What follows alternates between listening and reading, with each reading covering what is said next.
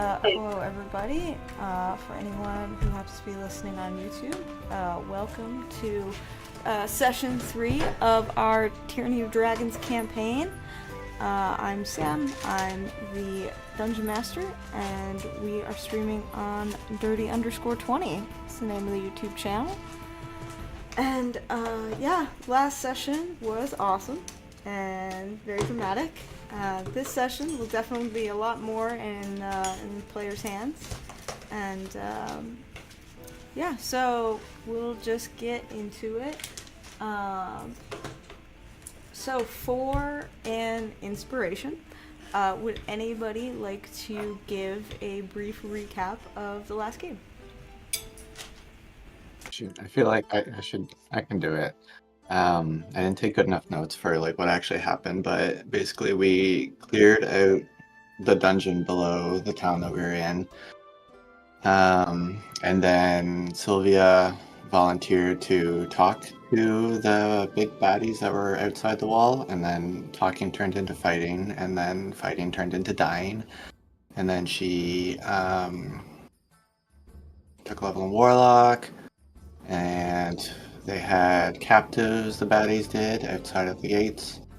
One of them being Leoman, who I believe is Nex's brother. So currently we're trying to rescue them, I think it is. We're following the tracks of like the raiders and the thieves to rescue Leoman, who also might be a Harper spy, question mark.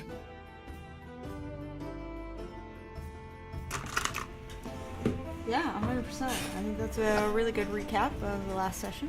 And I guess you guys will keep going on. We did end in the in the middle of a combat in the last session, so we're just gonna jump right back into combat with everybody here. Let's see. Cup isn't here today, so I will just be hiding her little character token, and she is with us in spirit. Hope you are feeling better soon, Cup. We'll miss you. And hopefully we'll get in the next game, and you'll be able to listen to this to get a good summary before the next game. Alright.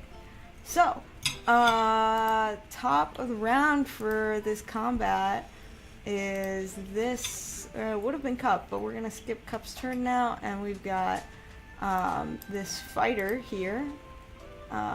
Veteran is going to do a multi-attack. 2 swipes with a longsword against Nex. How dare you? There's an 18 and a 21 to hit. My AC is actually 30, so that'll hit. All right.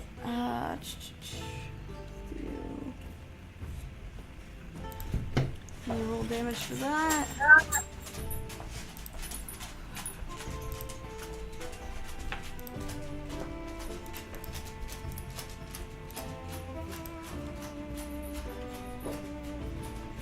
It's 13 points of damage.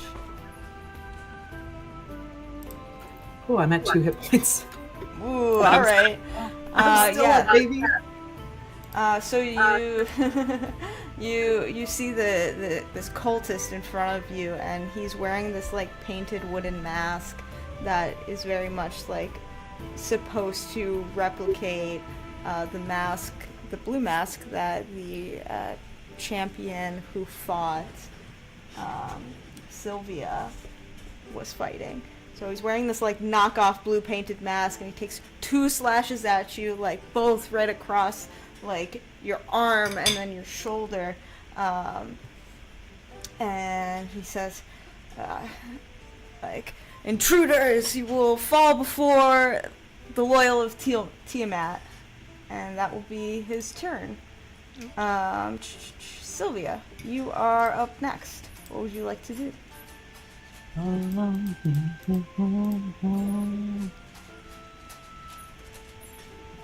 Okay, I am going to.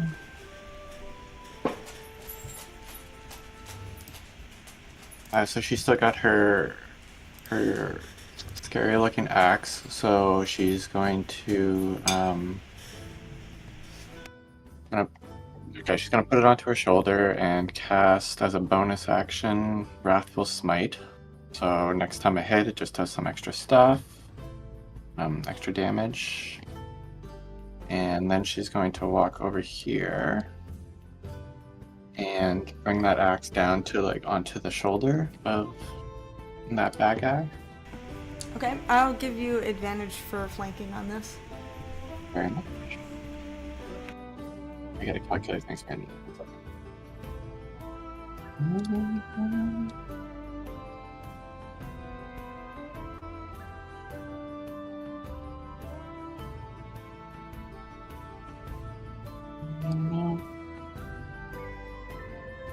Okay, so 23, I think. Yeah, that definitely hits. Roll damage. 12.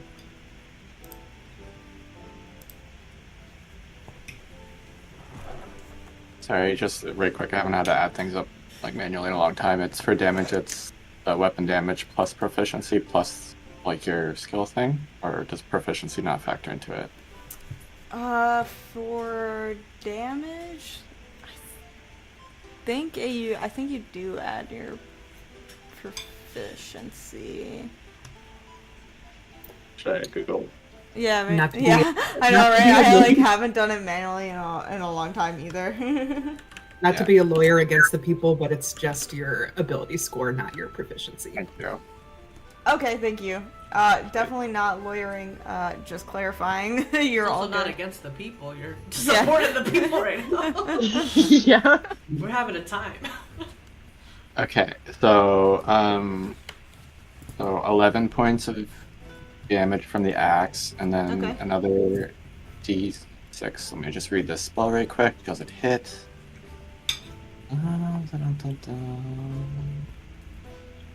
Okay, so next time it hits, your attack deals an extra d6. Additionally, if the target is a creature, it must succeed on a whiz save or be frightened of you until the spell ends. So Okay. a 15 is what it has to be. All right. And it also takes another 5 points of psychic damage. Awesome. Wow, that was a great round. And then we gotta beat a 15 wisdom save. So let me roll that. Not very wise. And rolled a 2. So he fails and is frightened of you. So it's frightened, and as an action, the creature can make a whiz check against your spell save on its turn, I guess. Gotcha. Okay, good to know. All right. Next, Kyrell. What would you like to do? Tyrell is going to approach the fighter and is going to take a swipe with his great sword.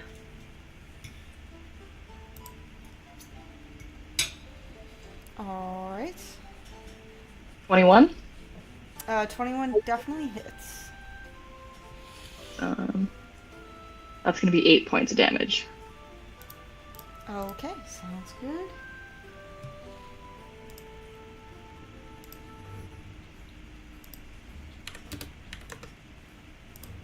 Okay. It's not looking too hot. He's still standing, and as you guys have surrounded him, he's wielding this longsword, and he's got this big gash across his back from Sylvia's battle axe, and then just swiping up with yours, Kyrell. He's starting to bleed more, and he looks very scared. Next, it is your turn. What would you like to do? I am undecided. Okay, I am going to use my action to wild shape for the first time. Yes. I think as I'm like starting to feel like woozy from fucking blood loss and like my cool spell casting like barely made a dent in the sky, I'm going to like pull a sort of like creature from my dreams and turn into a giant badger. Why are you dreaming badgers?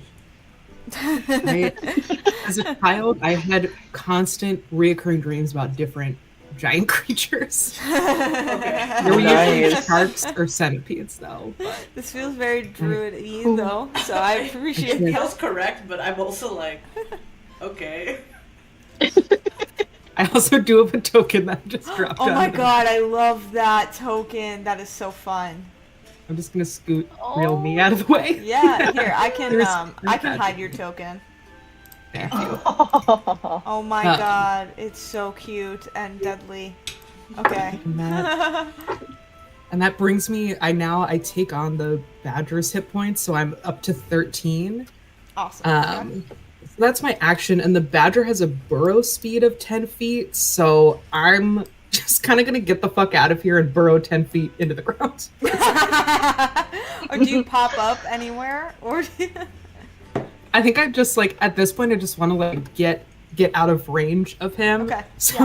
I'm just digging straight down. just taken straight down? I love that. I'm just in the hole. Let me see. Because you're not like vanishing from the space, he will get an attack of opportunity on you as you like are digging a hole. Oh, good. It will be at disadvantage though because he's frightened. Sweet. Okay. Badger. Disadvantage. Mushroom.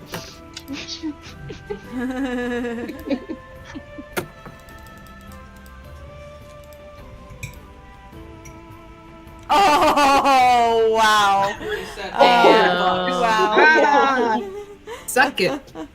What a That beautiful disadvantage really roll. come in clutch. Especially because my AC as a badger is only 10. Yeah, so 7 definitely won't hit. That's for sure. Okay. All right, and And that's then, it for my turn. Okay, do you want to move where you've burrowed to? Or is it just straight down? Yeah, I'll just turn myself upside down to indicate that I'm underground.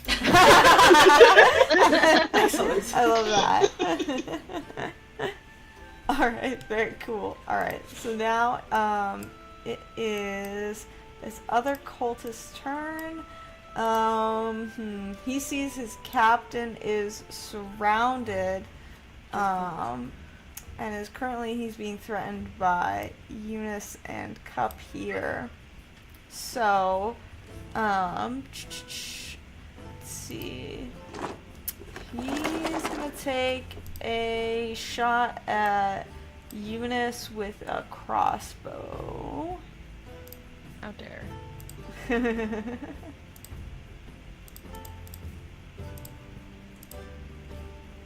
Another 7. So that'll miss. So basically you hear him go, ah! Ding! And then he's gonna use his movement. Let's say it'll be, let's see, he's here.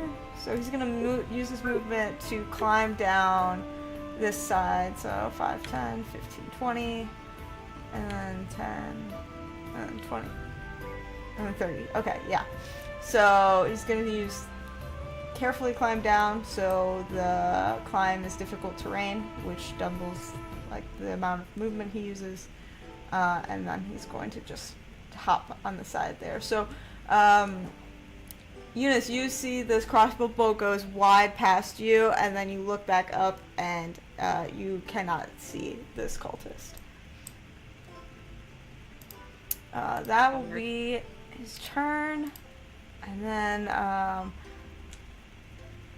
Eureka, we'll say you're at the bottom of the round here. And what would you like to do? So there's only the one guy left, correct? The skulls mean that those people are dead. Correct. Okay. And the one guy is frightened. Yes.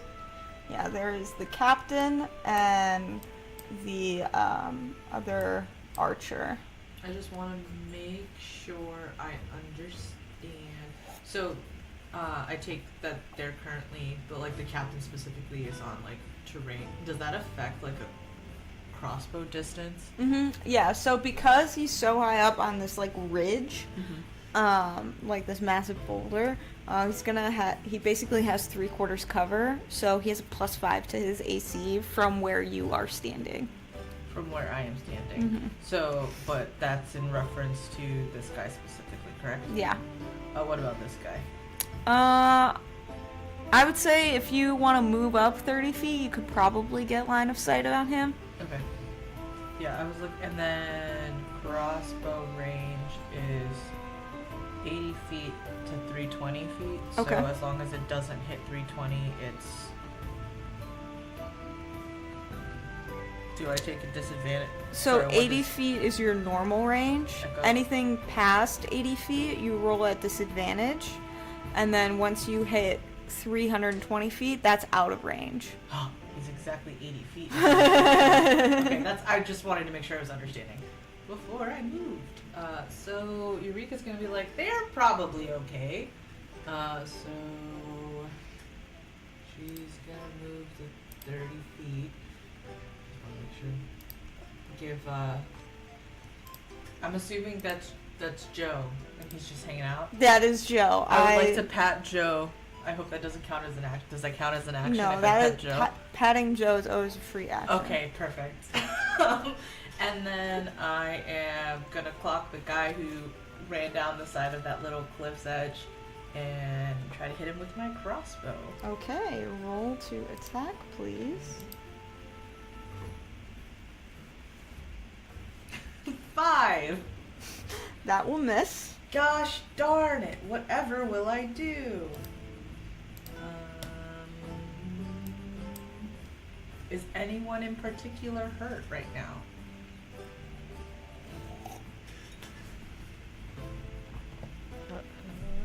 Somebody was down a few hit points. Was it Nex? Yeah, I'm okay now that I'm in. I also, now that I'm in wild shape, I don't know that you could heal my regular hit points since my stats have basically been replaced by Badger stats. Yeah, I think That that's is how correct. we played before, right? Yeah. Okay. So I won't healing word anyone and just say, God damn it, as the arrow flies and I watch it just like fall on the way. It like ricochets off one of the boulders. And then I make eye contact with Joe and I get the sense that Joe's a little disappointed. Moo. Yeah. Alright, so let's see. Now it is the captain's turn. Okay. He's frightened of you, Sylvia, and currently he's really surrounded by everybody. Is the So captain? he's just gonna drop his longsword and like put both of his hands up. He's like, I'm sorry. And he just like, that whole like bravado that he had before is totally gone. And he just is surrendering. So we can stay in initiative if you guys want to. Or yeah, I guess that's really up to you guys. Well, we could grab that one that's trying to get away still, I think. Yeah, you can see that the one who's like looking up over at you guys sees his captain surrendering and is gonna try to make a break for it. Eunice wasn't in the initiative order. Oh, geez, I'm so sorry. I don't know why you were not in the initiative order. That's my bad. You can have a go right now. I'm so I sorry. was gonna say I don't know that there's too much that I can do, because I don't know if would I be going right before the captain like surrenders. Yeah. Because like I'm not very fast. I got little legs. I can't really go. Yeah, I very feel far. that 25 foot speed. If I try to like go like around this edge here, would that be considered difficult terrain? I'll say no, just because it's more like these high boulders that they were perched up on, that you would have had to like climb up. So hold on.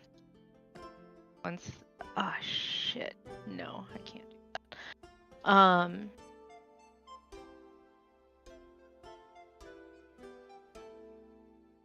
Trying to see if there's anything else that I can like give myself. In addition to my dash action. If I move.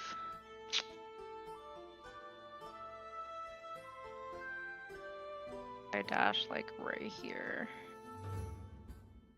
I can still throw a spell at him before.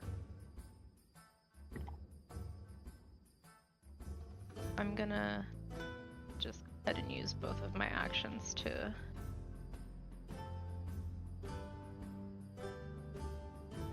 my movement and my dash. And at least now, like, if he keeps running, I should still be able to like hit him with a ranged attack, right? Yeah, definitely. And I'll even say, just as you round the corner there, and he like he can see you, and he can see his captain surrendering, that's gonna change his whole tactic. You're a lot closer than he thought you were, so he's just gonna put his hands up also. Get fucked. Yeah. Not in character. We don't I don't know. I feel like it should be in character. Just In your mind. In your mind. in your mind. Inner. Eunice's alternate personality. Alright, that's it then, I guess. Yeah, I am gonna go ahead and. So for the frightened condition, the captain gets to make a wisdom save at the end of each of his turns to see if he's still frightened.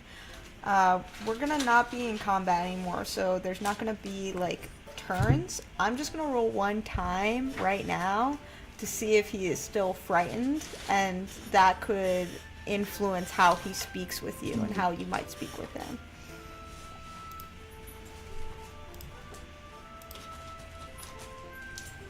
Nope. Yeah, so the captain is frightened of you guys. He's completely surrounded. He's looking down in the hole at this badger bear, and he's like, please don't put me in the hole. I don't know. I'm sorry. Put him in the hole. Yeah. We're doing some intimidate rolls. I'm just looking up at him and opening my jaws wide. To reveal all of my Okay, Oh so my he's gonna god, put don't feed me to the Yeah. badger. He's pushing him forward. Tell us everything you know about what's up ahead. Oh, I don't really know that much. The whole group, they're up ahead. They got a camp. Resmir's there. I told everybody to meet up at the camp. I don't know. Is there anyone else coming? No, it's just us. It's just us. We're just we're the rear guard. It's just my group. We're told to watch the road here and see if anybody followed us. That's it. What's the sneakiest way to get into your camp unguarded? Sorry, what did you say? What's an unguarded way to get into your camp? Well, I mean, there's not really anybody taking attendance, you know. We're kind of a gang of just like, some of us are mercenaries, some of us are dedicated to the cause. So really, we were the guard back here. Well, give me your mask then. Is this the... He has the mask, right? Yeah, he does have the mask.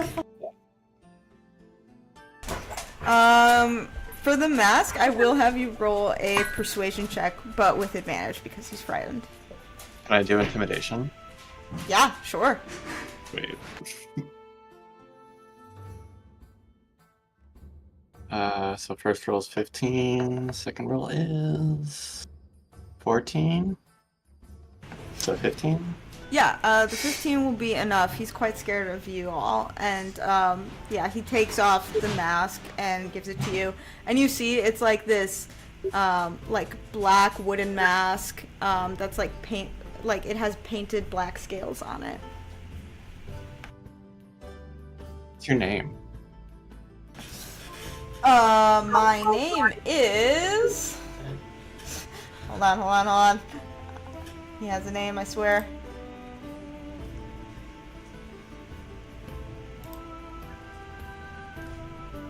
Seraphim. My name is Seraphim.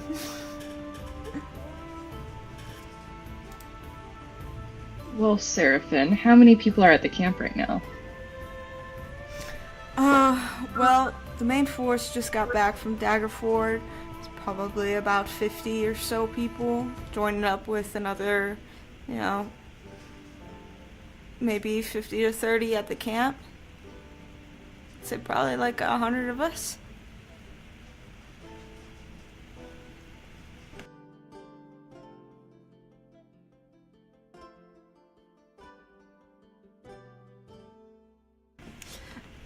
Eunice, what are you doing over here with this captive who has just got his hands raised? Yeah, I can see that, you know, the other guys have pretty much got stuff handled on the other side, and I kind of want to go over there and join them. So I would like to just like point my walking stick menacingly at this guy and be like, now, I don't want to hurt you any more than I have to, so if you know what's good for you, you're gonna follow me and we're going to join the rest of the group over on the other side over there. No funny business, you understand? Make an intimidation check. Sure, I'm very intimidating. Very small, frail old woman.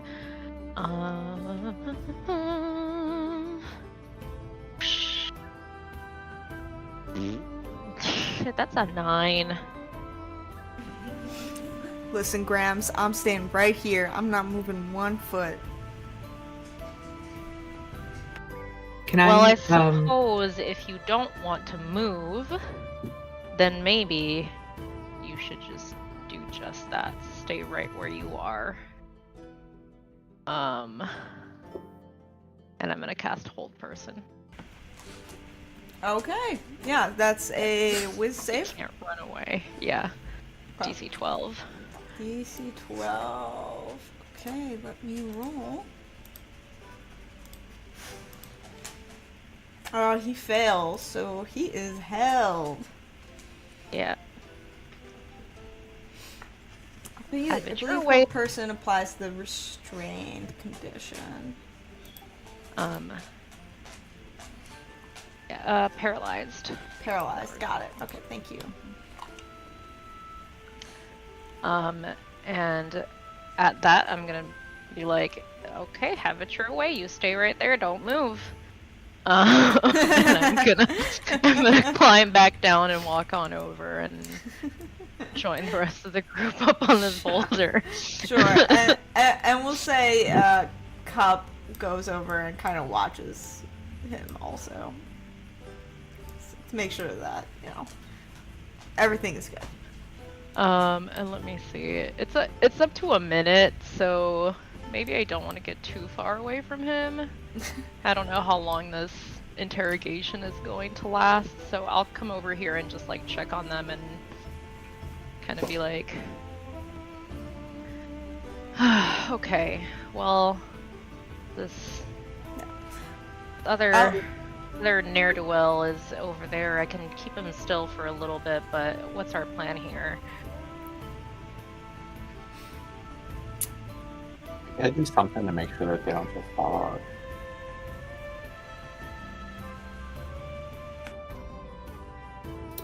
I climb out of the hole and point at it with one of my claws. Throw him down the hole. That Yeah. sounds like a pretty solid plan. Knock them out and throw them down. Yeah.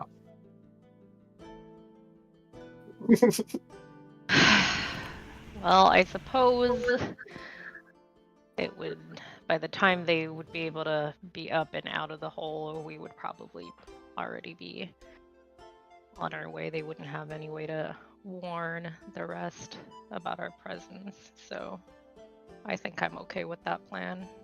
Should we tie them up too? Probably.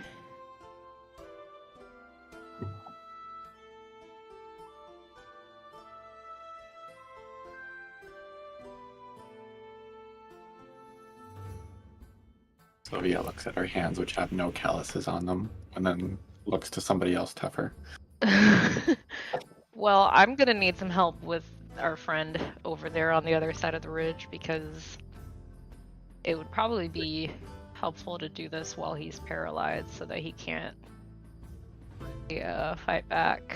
But I definitely cannot carry him across. I can help with that. Maybe Joe can help. Maybe we can set him on top of Joe. Maybe. Yeah, for sure. So we'll say that Cup helps you with Joe and like ties him up and brings him over to the rest of the group.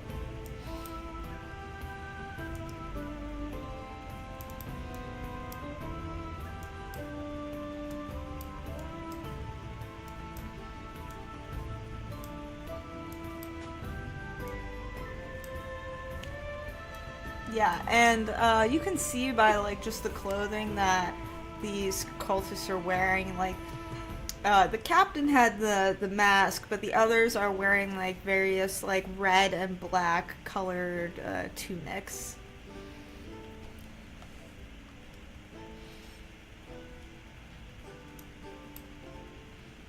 Maybe we should take those too. I think that we might be able to pretend that we're like part of the group and sneak our way into the camp. I'd suggest we do it at night, though. They already saw our faces, so What it time of might be day? best. It's probably about high noon.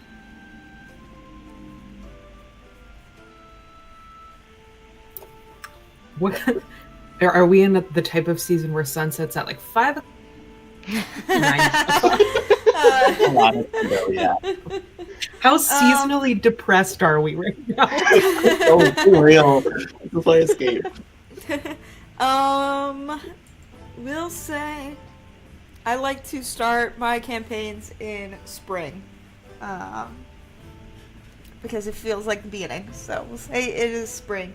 You have shaken off at least some of the seasonal depression, and this is actually a pretty bright sunny day.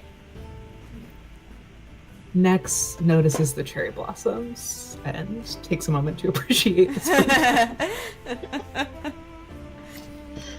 Yeah, so if you guys want to wait till nightfall, you can certainly take a short rest in between then. So are you guys tying up the cultists and kicking them into the hole? Yeah. Yes.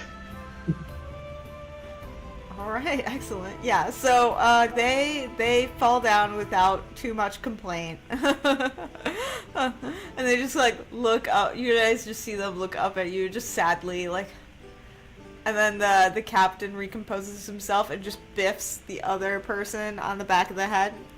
Fucking idiot! You're supposed to be watching the thing, and goes, ow, ow, hey, knock it off. You're the leader. You were scared.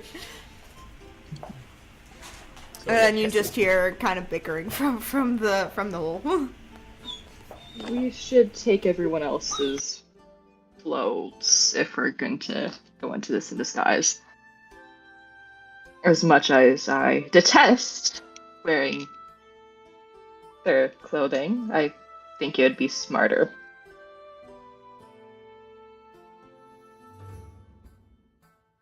What is Kyrell wearing right now again? Very fancy wear. fancy smancy, like to the point where it's like you can tell that it's like there's like it's like black thigh-length rope with golden sleeves, golden circles, ornate designs on it, like undershirt covering kind of like their neck. There's a red sash around their waist. They have like a green kind of like overshirt on top of that, like undershirt there too. It's fancy. And Sylvia walks over and she's just like eyeing Tyrell up and down. I like your clothes. Did you pick those out yourself?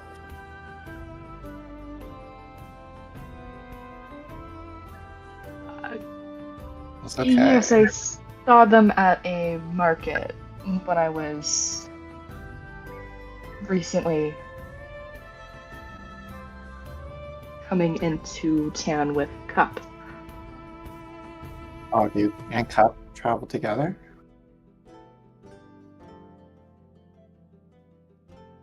For some time, yes. They must have been expensive. They look expensive.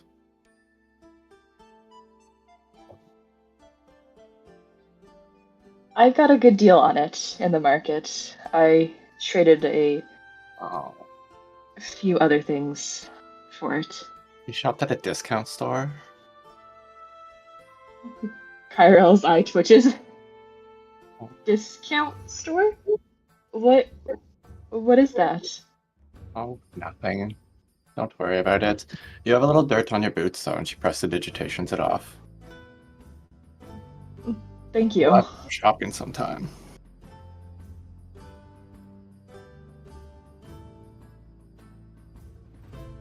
Kyrell just kind of like side eyes a bit and is like, okay, I don't mind a good shopping trip now and then. Especially once we get paid what we're worth. She eyes Eunice. Excuse me? Sylvia says, wait, is that a real excuse me or a Eunice excuse me? I heard my name. Yeah, Sylvia and Tyrell are talking about going shopping, and Sylvia says, it'll be easier once we get paid what we're worth. And she eyes your character. I see. Eunice doesn't respond. She just continues. I don't even know what she's doing. I was zoning out a little bit, so let's just say that she was zoning out a little bit too. I think she was like examining this whole, would be like, are they gonna get out of here? Are we gonna be able to sleep with these guys in here? Like, what the fuck? And she hears this and she just looks at you for like a second and then looks back to what she was doing. I think behind Eunice, the next badger like bares its teeth a little bit and then is gonna lumber off to go drag the dead body that's on the other boulder over here so that we can steal its clothes. Yeah, I guess, did we steal the clothes from the 2 live ones before we threw them down there? I thought that was the plan. Yeah, okay. They're in the hole, we're just like getting naked. I will say the captain's clothing is slightly different than the others because he has the mask. Who is wearing that? Are any of them halfling sized? Yeah, I'd say one of the archers was like a dwarf. So you know, it's a little bit baggy on you, but you can make it work. How, in comparison to everyone else, like, what was kind of the height? Like, who was the captain's like height similar to the most, and built? Well, their clothing is all the same. It's just that he had the mask. Okay. Yeah. And there's only... Wait, I want to make sure There's only 4 enemies? Let's see, there's 1, 2, 3, 4... There were 5. There were 5, okay. Yeah. I was curious if one of us needed to not be dressed up.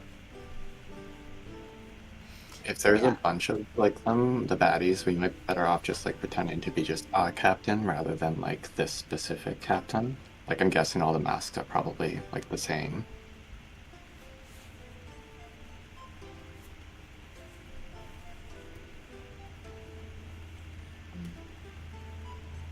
So unless someone else wants to do like the talking and deception and stuff, Sylvia can take the mask. Sounds good to me. And I guess at this point, Yep. Nex will come out of giant badger form to get changed. Just your badger. Sounds good to me.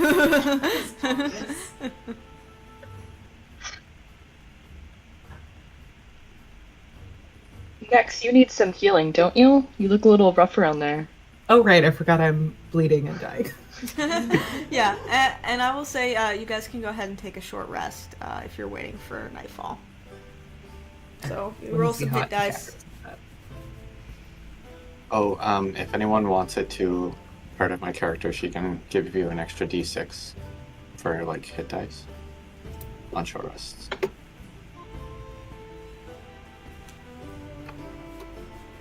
think I should be good because I also one of my subclass features I got when we leveled up is like also gives me healing. Okay.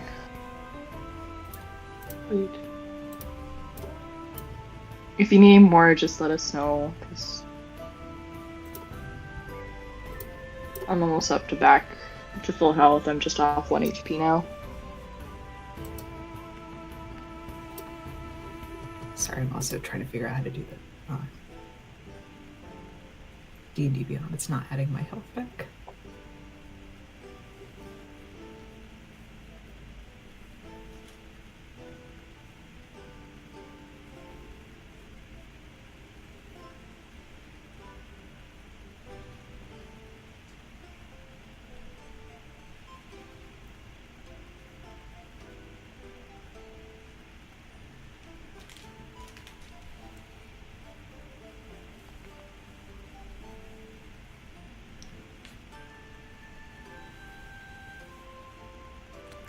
Right.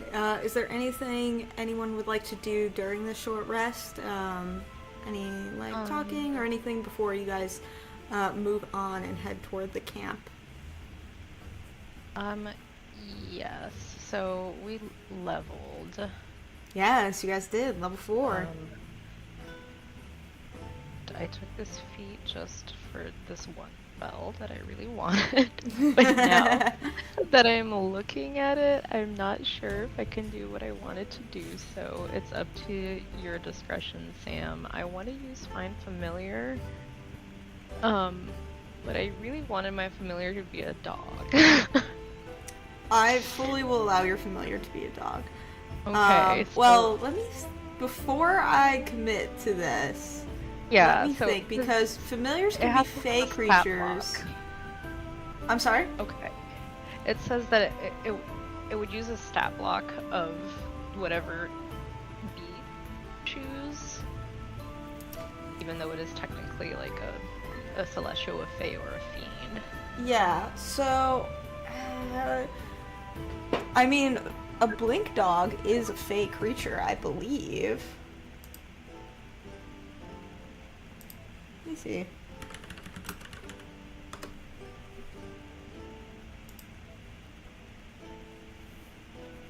Yeah, you fully can have your Find Familiar be a dog. It would just be, yeah, up to And you, like, honestly- what stat block you want me to use, because there is a stat block for like a wolf and for a mastiff, but those are like way more powerful than like a bat or a cat or a crab, right? Because like familiars are all like fairly small animals. Yeah. Let me see something real quick. I'm just looking at some challenge ratings here.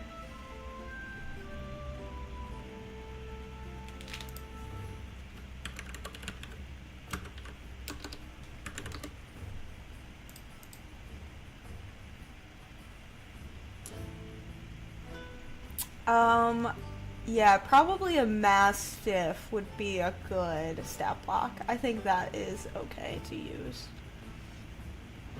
Yay. Okay. Yeah, intelligence 3. Like, I can workshop it a little bit. Okay, yeah, so if it needs to have like a slightly altered like stat block from just like the regular mastiff stat block, just like let me know and I'll write everything down and keep it in my notes whenever I have to Sure. I'd Okay. say for today's session, just use the Mastiff because I stat block. Because I feel like that's the closest you're gonna get to a dog stat block in D&D. And I'll take a look at it later. I've been meaning to go through and set some like standardize some animal companion rules for us. Yeah. Yeah, to make them a Yay. little bit more integrated in the story. So this will be a good note for me to do. Awesome. So as we're having this rest, Eunice is gonna kind of take out her like little spell components from her bag of holding. She's gonna set up a little area, maybe kind of away from the rest of the group that in this clearing, and she's gonna cast this spell. And she's gonna kind of, as she's looking for this familiar, she's going to summon, but like try to, God, what is the word I'm looking for? It's like on the tip of my tongue. Like, it's not summon. Anyway, she is basically like wanting the familiar to be an image of a dog of hers that has since like passed away. So this familiar is like the spitting image of like this old Funland that she used to have, and it's like old and brown, but it's like got like gray around like its whiskers and stuff, and it's just like this lumbering, big, gentle, slobbery dog. Lovely. Sounds lovely. Yeah, and the dog just kind of, as you guys are all kind of resting and just lounging a little bit, the dog just sits, very attentively at your feet. Yay! I'm so happy. Okay.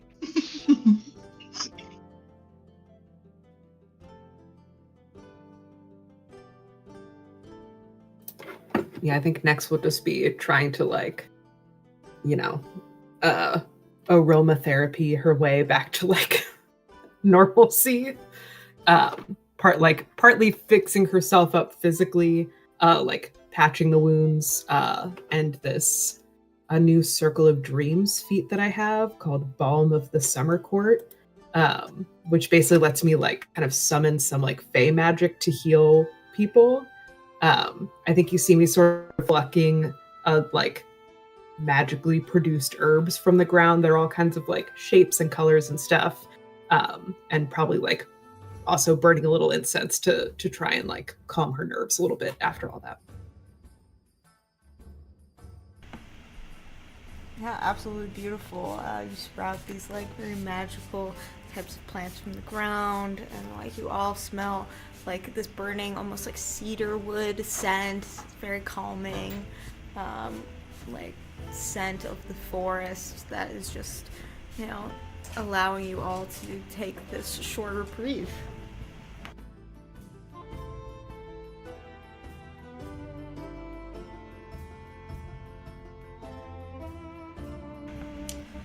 Right, and with that, night has fallen. The stars come out. You have some light from the moon. It is almost full, so your path will be lit for you. Should you wish to continue on to the Raiders' camp. Let's do it. Alright, let me pull up a map for you all. Change up the music a little bit too. Always a bad sign.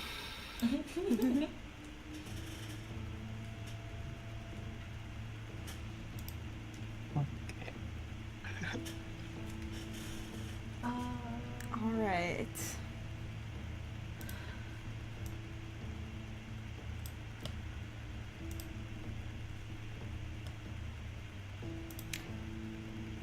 Alright, so, as you approach, sorry, I don't have a nighttime version of this map, so we're just gonna pretend it's dark.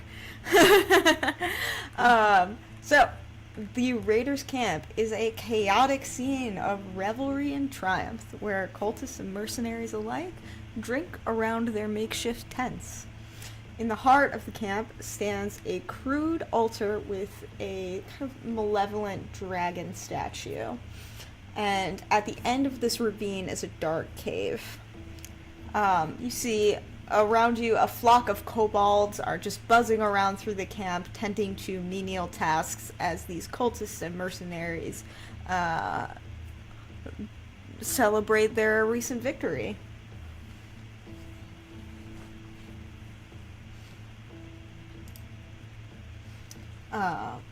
Mechanically, I will say, because you guys are wearing clothing that would allow you to blend in a little bit, you are free to move about the camp. And I am actually going to implement a alertness for the camp. So I have a D4 here, and right now the camp alertness is 1. It is calm. If you guys do anything suspicious, it will tick up to 2, which means the NPCs you interact with will be a little bit more alert that something may be amiss. If you continue to do suspicious activities, it will tick up to 3. The level that of 3 is suspicion, where NPCs will be suspicious of your activity, and you will have disadvantage on charisma checks. And for pretty egregious acts that would certainly alert the camp, we would take it up to level 4, which is on site, which means if they see you and recognize that you are not one of them, it is on site, and they will try to pursue or capture you. But right now, all is calm. What are we like? What can we see is going on and everything? Sure. So kind of the main thing that's going on is right in the center of camp. You see Rezmir, that commander that you battled with earlier, and there's a group of just cultists around her. And you see her and says, she goes, "Praise Tiamat, you have proven your devotion to the cult of the dragon." And she takes red red paint, dips her fingers in it, 5 fingers, and then marks it across the armor of one of the other cultists. It seems like they're doing some kind of initiation in the center here. To the south a bit, you just see some cultists and kobolds hanging out, drinking beers. Somebody has busted open a crate from Daggerford that was just full of bottles of wine. And then to the north here, you see various wagons and crates that look like they have been brought in from, and this is where all of the tracks have led. These are wagons that have been laden heavy with treasures stolen from Daggerford, and you see a couple kobolds are going through it and writing things down in some sort of log. So there's a couple of different things going on here, so take your time, walk around, tell me what you would like to do.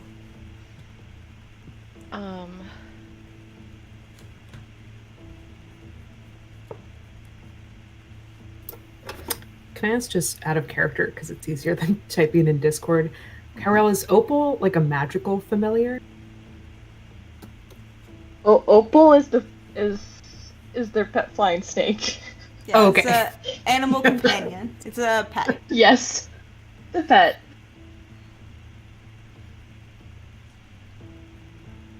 Yeah, I'm gonna establish some companion roles probably for the next session, so that they can play a little bit more of an active role, but not so active as like a magical companion would be. I was hoping it would give us some way to telepathically communicate, but No. Unfortunately, no, not that way. I think I can communicate with my familiar Yes. telepathically. I was gonna say, but he's big. How weird would it be for just like a dog to be walking around this camp? Probably not too weird. Yeah, that's what I figured.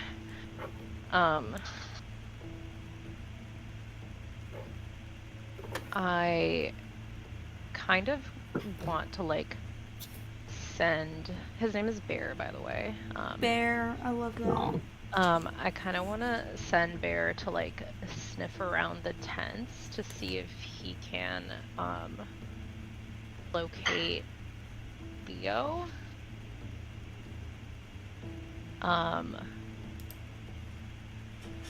Would Nex have like something that maybe like Leo would have touched, or something that would have belonged to Leo that like we could like let him sniff? My token is gone.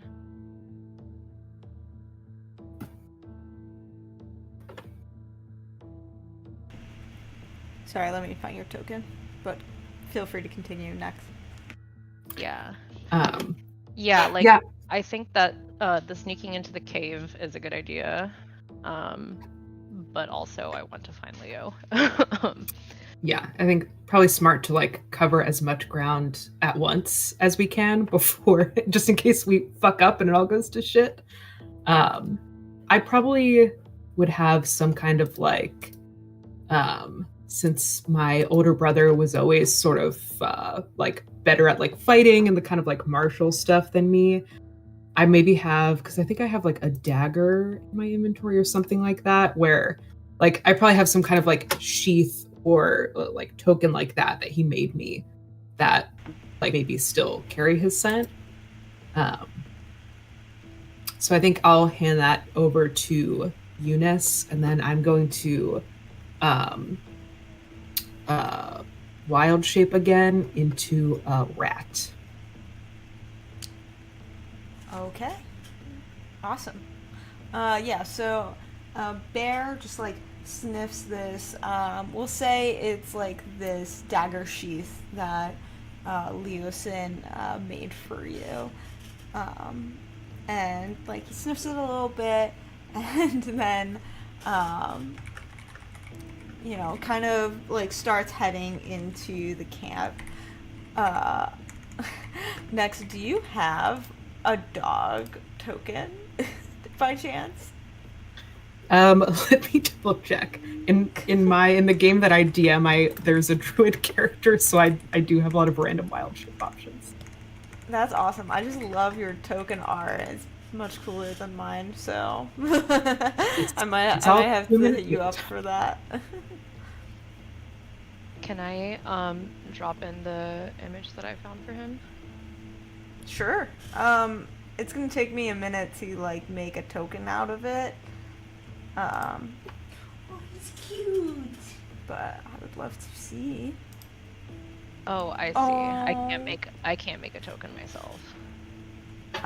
You could try if you want to. I'm just Okay. not sure how the tools work on the not DM side for Owlbear Rodeo.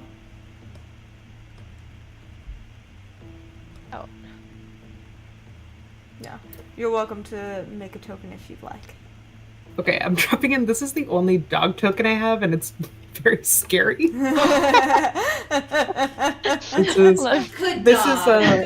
This is like a hellhound familiar that I had when I played a shadow.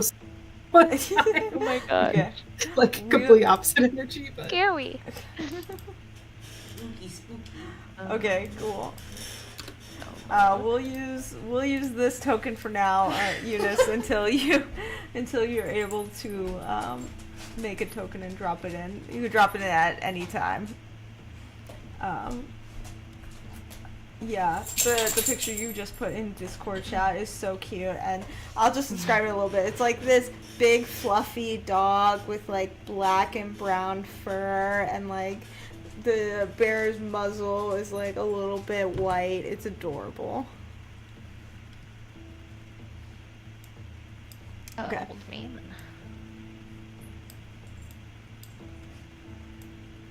And as a rat, I'm going to start sort of like scurrying around the edges of the camp to try and get over, like sneak into the mouth of the cave.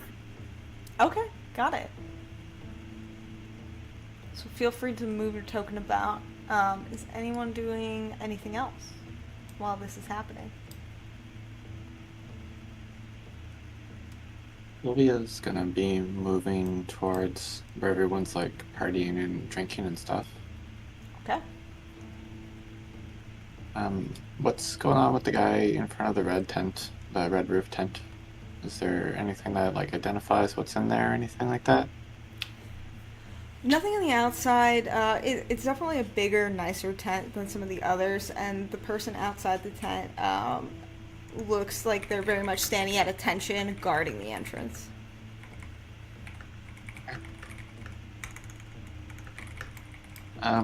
What's this guy that I'm walking by? What's he look like? Let's Like, see, what does he look like? This is a dwarf, pretty short, got like a kind of a scraggly red beard, a little shorter than most dwarves, only comes down to like his collarbone, and he's just like holding a tankard filled with ale and like hanging out with like a little red kobold, who's just like using a dagger to play fingers.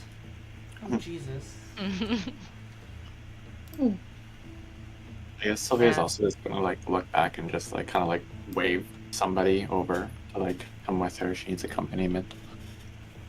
Probably Eureka. I don't know. Yeah, Eureka's gonna follow behind her like a little dog. Aw. A lost puppy, if you will.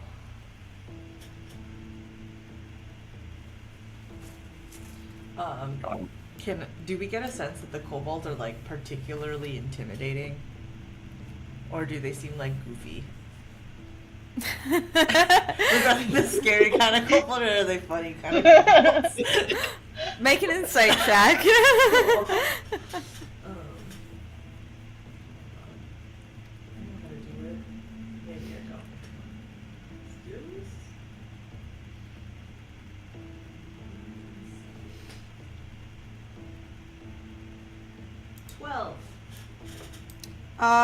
They seem to be kind of just your run-of-the-mill kobolds. Yeah. Aw. I mean, you can interact with them and perhaps you will glean more of their individual personalities. I'm gonna give you a bardic inspiration for whatever you're about to do next. It lasts for a minute, so like no pressure. You can use it after all. Oh, 10 minutes. Sorry, excuse me. So. I like you assumed I had. Listen, it's just in case. I appreciate it. I guess.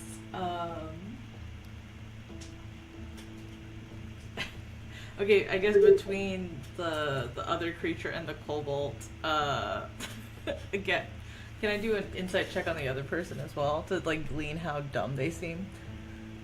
I'm sorry, this is just like me being like a bitch. We'll say with your, this is actually probably better. We'll say with your passive perception, Okay. and the fact that you guys have come in the evening and waited a little bit. The alcohol, the ale has been flowing throughout the evening. The dwarf that's standing there, he's got like some like ale froth like caught in his beard and is like just kind of gently swaying a little bit side to side.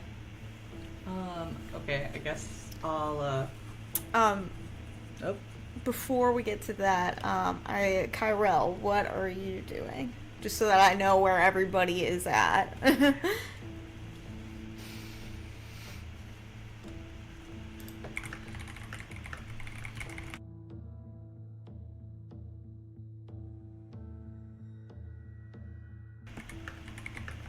Kyrell, you know. Kyrell is probably gonna join over near Eunice there. Got it. Okay, cool.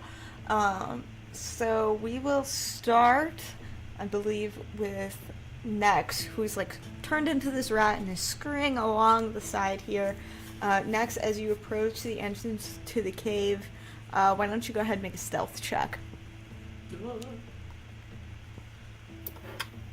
Alright, let's see what I had to stealth as a rat.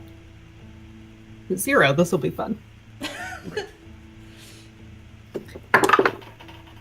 Okay, that's a 15.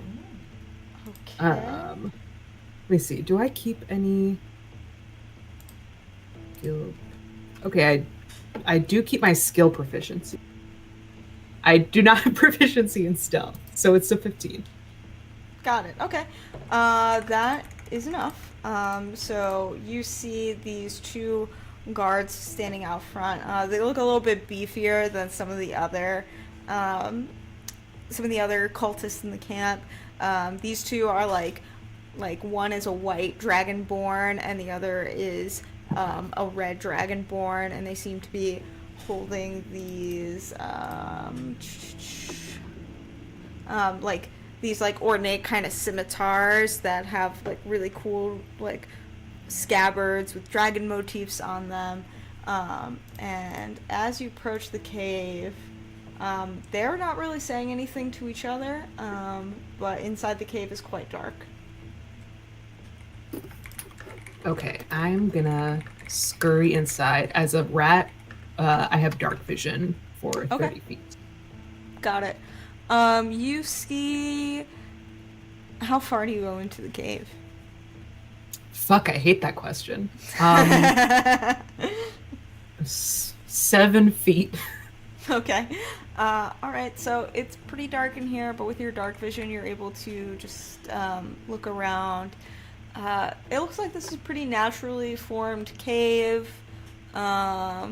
Looks like there's a couple, rooms where, off to the side, there's a closed door on one side and there's a staircase on the other.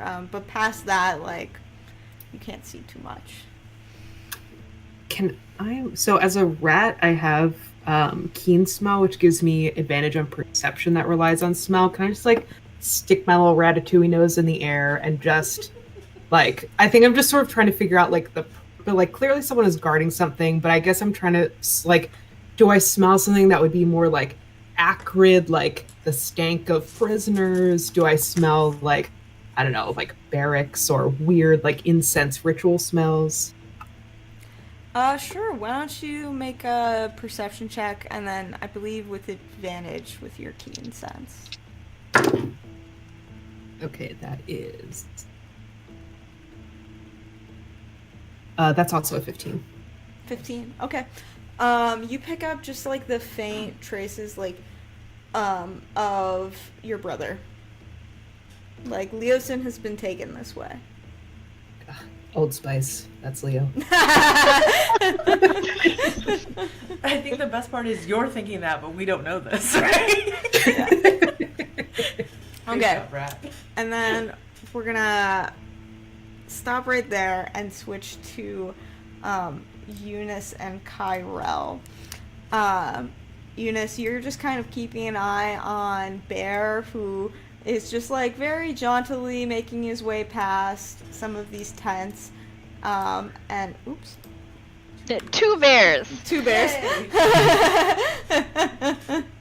And then as he kind of starts to approach this entrance to the cave, these 2 cultists here go, "Oi, get out of here, you mutt!" And then Bear just starts growling at them a little bit before backing away. Okay. I've been keeping an eye on him, so I'm gonna communicate with him, and encourage him to kind of play up the cuteness a little bit, try to approach those guys again, but do a sit and tail wag and do the little head tilt. Okay.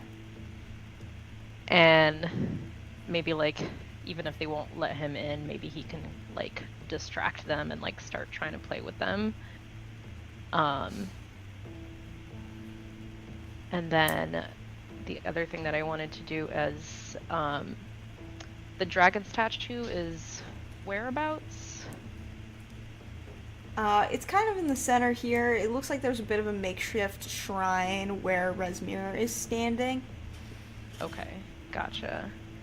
So I'm gonna like lay my hand on Kyrell's shoulder, and kind of nudge my head over in the direction of the shrine and be like, let's see what we can figure out about this cult maybe. And I want to give him guidance on his next ability check. And also, can I give him guidance and the help action? Give him advantage at an extra d4? Yeah, sure. I will allow that. So I kind of want to just like bring him over and like kind of walk around. Like obviously Resmir is kind of using the shrine right now, so maybe we'll just kind of like stand off to the side and pretend like we're paying our respects to the statue as we kind of try to analyze and see what we can recall about the dragon religion or anything.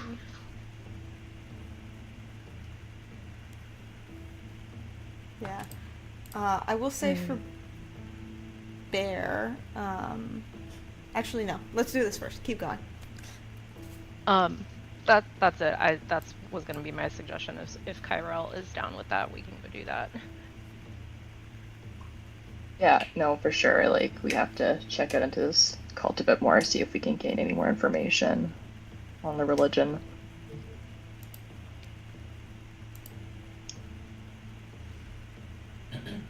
Yeah, sure. So as you guys are just kind of like standing out here, you're just observing Resmir just perform this like initiation rite on some of the cultists.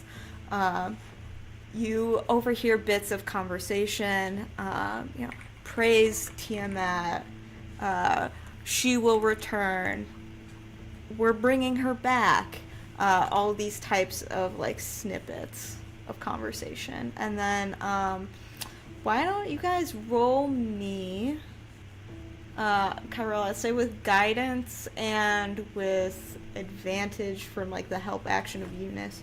Why don't you roll me a investigation check? Okay. And that would be with advantage and then a d4 on top of that, correct? Yes. Okay.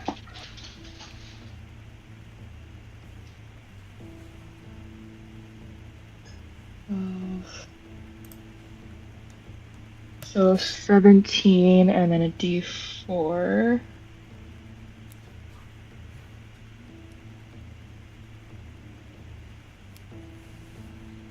That would be a 19.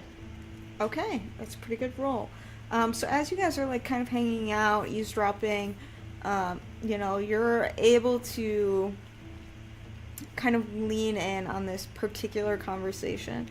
And there's these like two cultists just standing in front of you, and they're talking to each other. One of them says, "Man, I wish we knew like where we were all going. What caravan are you in?" Like there's a shorter like halfling goes, "Oh, I'm in caravan number 5," and the taller one goes, "Yeah, I'm in caravan 3, and I just like, I know we're supposed to be heading north, but Resmir's giving us just such crazy directions. I don't know, like all the gold is for Tiamat, so I'm sure we'll be meeting up somewhere soon." And then the shorter one goes, "Yeah, I think so. I think it's just kind of like, can't keep it all in one place, right? And we'll just be like taking it up north. I'm sure your captain will know more." And the taller one goes, Yeah, I guess that's true."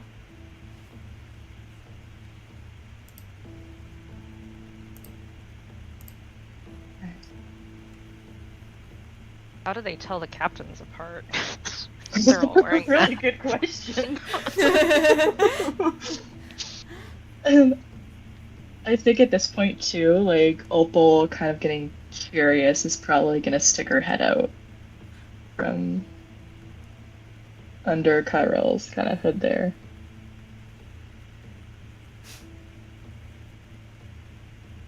Yeah, the taller one of the cultists like turns around and sees you and goes, "Oh, cute! Can I pet her?" Sure, go ahead. She's friendly. She gives like a little scritchy on the top of Opal's head. Goes, and this like cultist you see in front of you, she's an elf, and just like giving a little pet to your flying snake. Goes, "Oh, just kind of like a mini Tiamat, so cute." Oh, that's exactly why I joined. such a fondness for Tiamat, for snakes, for dragons alike, and obviously Tiamat is the greatest of them all. Yeah, praise the Dragon Queen. And with that, we'll get back to Bear like at the end, but first I want to visit Sylvia and Eureka over here. What are you guys doing? Eureka, I believe you have like a bardic inspiration right now. Yeah, I'm trying to decide. Okay, so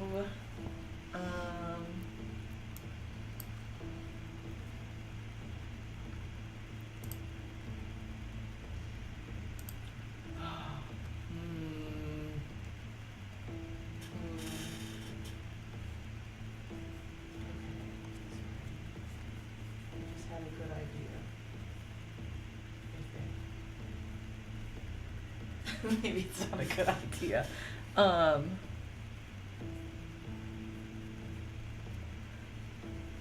So I want to go up to those guys and be like, "What are you guys doing?" We're just and like the dwarf, he looks up and he's just celebrating. Praise Tiamat for blessing us with such victory. And Eureka kind of looks over at Sylvia, looks over at them. They don't even know.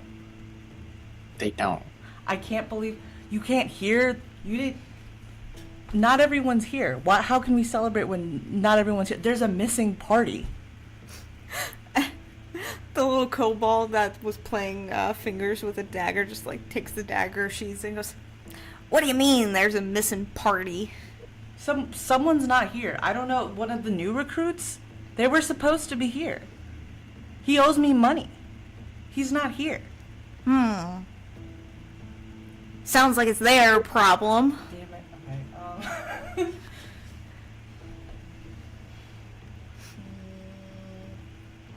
And the dwarf is like, "Well, I hope they're okay, I guess." He's just like swaying from being a little bit tipsy from the ale. Okay. This is what I wanted to know. And Eureka just, I guess Eureka kind of rolls her eyes, looks at Sylvia. It's like, sorry. I'm trying, guys. I really am. I'm still laughing at that voice. Oh my god, I love it so much.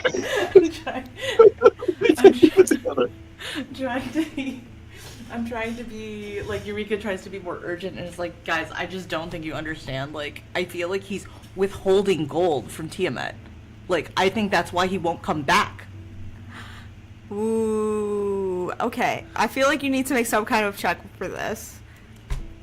You tell me. Make a deception check I with will gladly take your that inspiration. So what? It's a plus what? It's a D6, I believe. Okay. It's a D6 for writing inspiration. Can I back her up somehow? Yeah, sure. Yeah, I'll just give help. Okay. No, I'll just, like, So that means Advantage plus a D6. advantage plus a d6. Okay. Okay.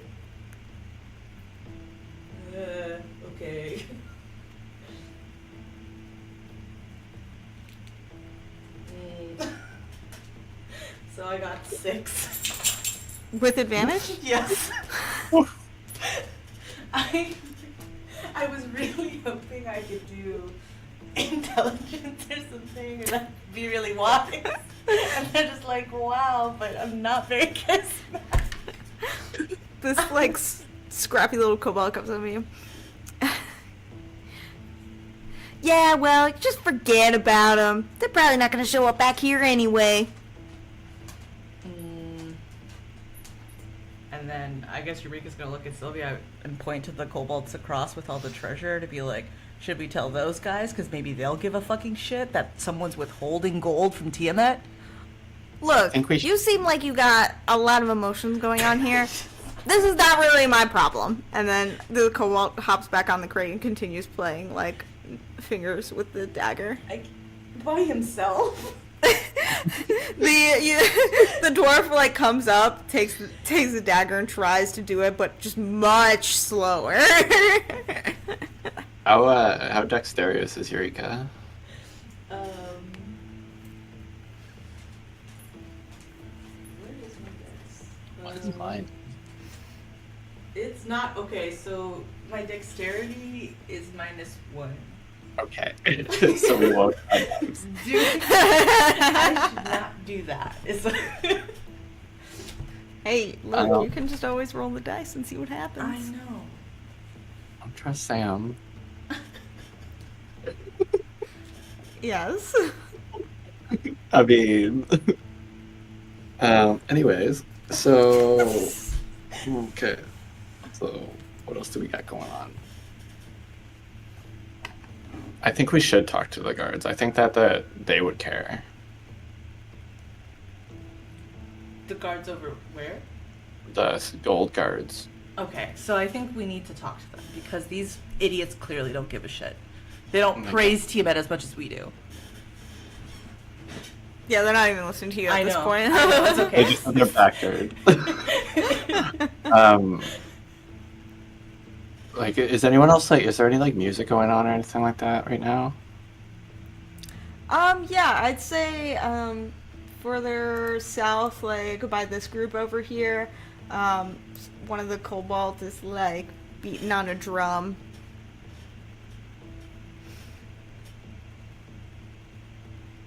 I just need to figure out a way to get a quick song in. How like how far does the sound travel? Like, do you think that if somebody were playing music like in that area, that like the people way over in the cave would hear, and like the people over here would hear?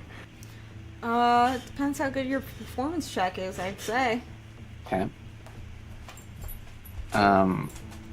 Eureka, do you mind if we just go like catch up with Eunice and them first, very quick, before we go over talk to the gold guards?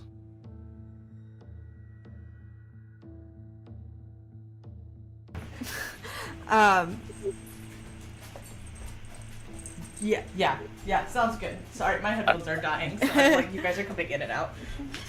Okay, cool. So Sylvia's just gonna walk more towards the music. And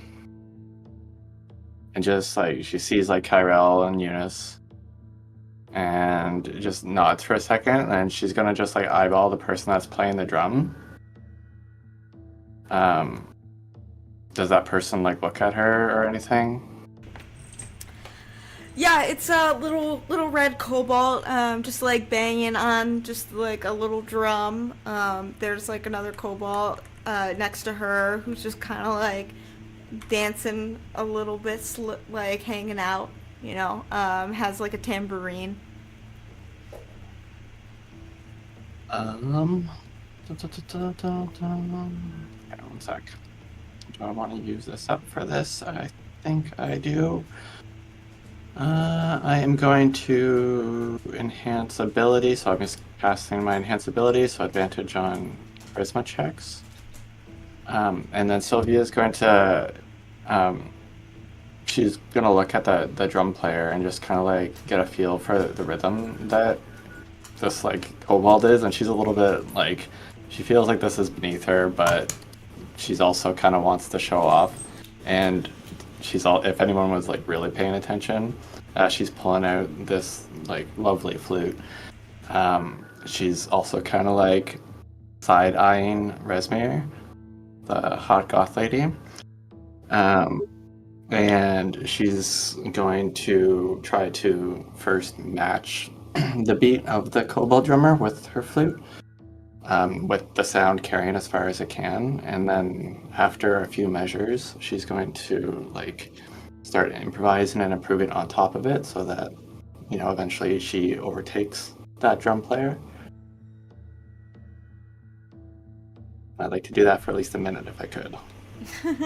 Yeah, absolutely. So very cool. I think simultaneously, as this is happening, Bear is like walking back up to these other guards as well. So Eunice, if you want to roll a performance check for Bear, as he is trying to be very, very cute and distracting to the other guards.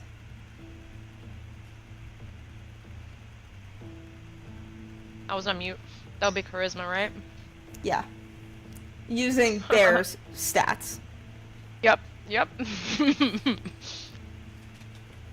Apparently, D&D 5th edition does not think that dogs are very charismatic because he's got a -1 to -2 to charisma.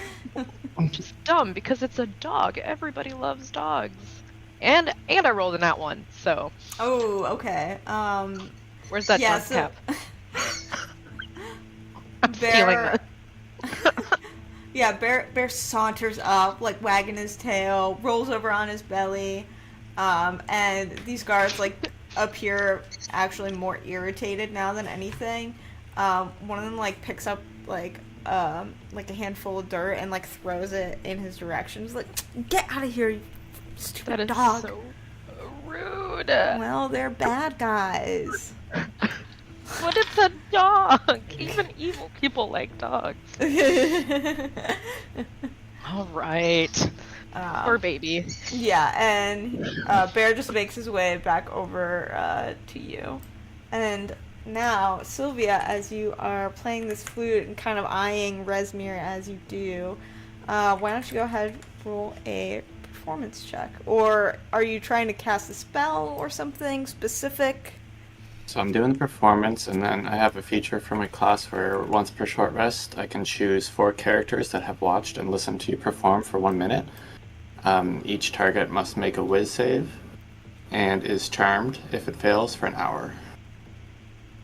Unless it takes damage. So It also... 4 people... What's that? Okay, so go on. No, I was just saying it fails, or like it breaks if like I attack them or like do anything like that. Gotcha. And how long does the charm last? It lasts for an hour.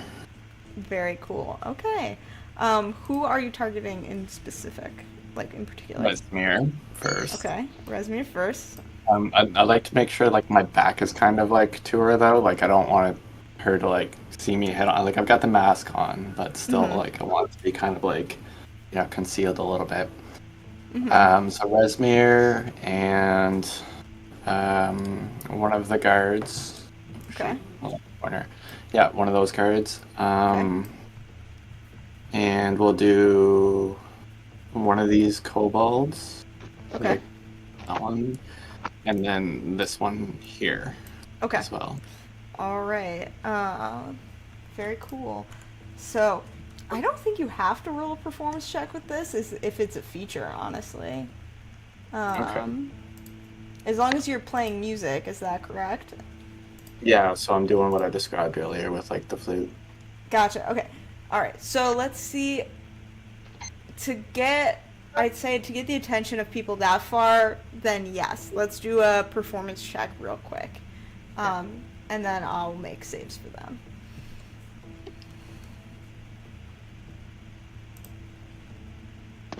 Uh, 22.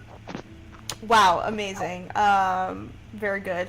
Yeah, so you, the beat it really swells, and it is beautiful. You match like the rhythm, and you like play this beautiful melody over like the drums in the background. It's engrossing for sure. Okay. yeah, that's like all she wanted to do for that, and then like I'm just gonna let kind of the party dictate where we go from there. Okay. And then let me make some saves here. Oh, right. So the DC's 15. The DC is 15. Give me just a minute. I'm checking. Okay. Sorry, I gotta look at some. They all have different stat blocks.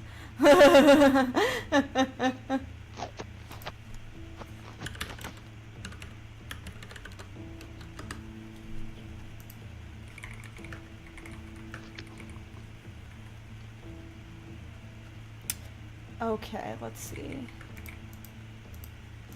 Let's do the kobold first. He's got a -2 to that.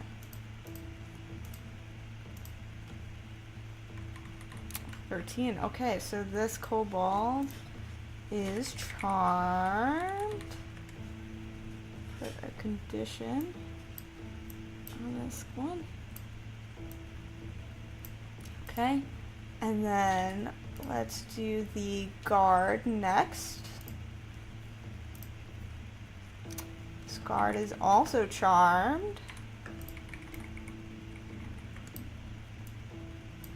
And then one of the other guards succeeds, is not charmed. So the guard by the cave is not affected.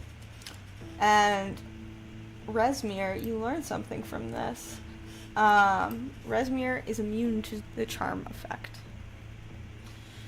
God damn it. So even though you're playing this beautiful music, you know, you kind of like try to glance over, like try to get her attention, you know, you're playing this great song, and she's just like very like all business, like stone cold, like continuing through the initiations, like praise Tiamat,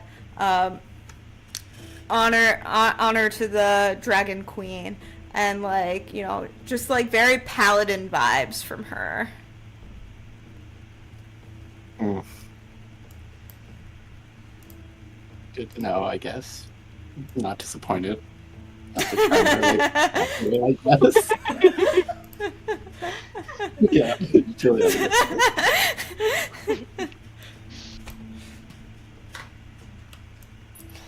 All right.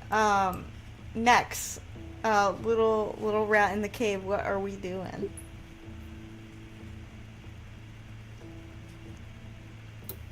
Sorry, I thought I was already unmuted. No, you're good.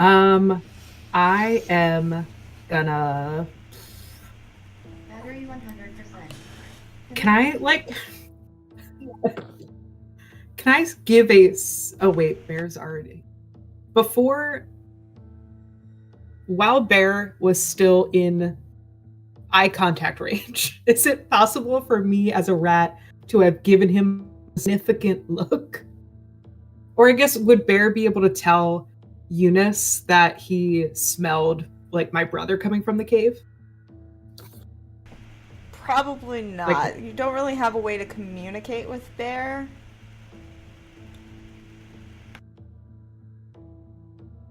I mean, I did see that Bear was trying to get into the cave, though, right? Yes. So I might know that we need to go check out that next. Like, I don't necessarily know that.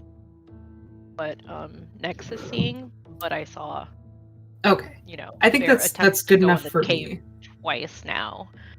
So he's following a trail in there. Cool. I think that will give me enough confidence that, like, you know, at least like someone will know kind of what's up in the cave. That I will continue further in, trying to follow the Old Spice.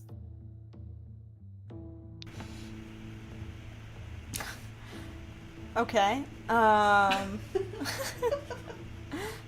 far do you want to go? Stop asking me that question.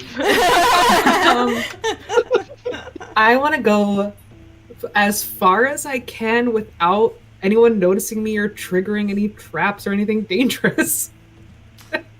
Okay. All right. Hold on a second. Let me look at something here. Yeah, okay. So as you go through the cave, you see you got three options. There's a staircase to your left, a door to your right, and then the hall also just like continues, and you can't quite see that far ahead. So you can go straight, left, or right. Do I have any sense of where the scent is strongest? I'll say with your previous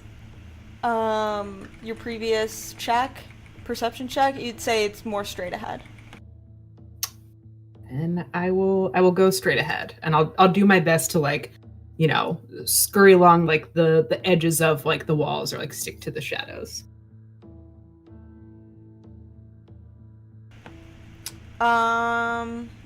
Okay, so you're being stealthy?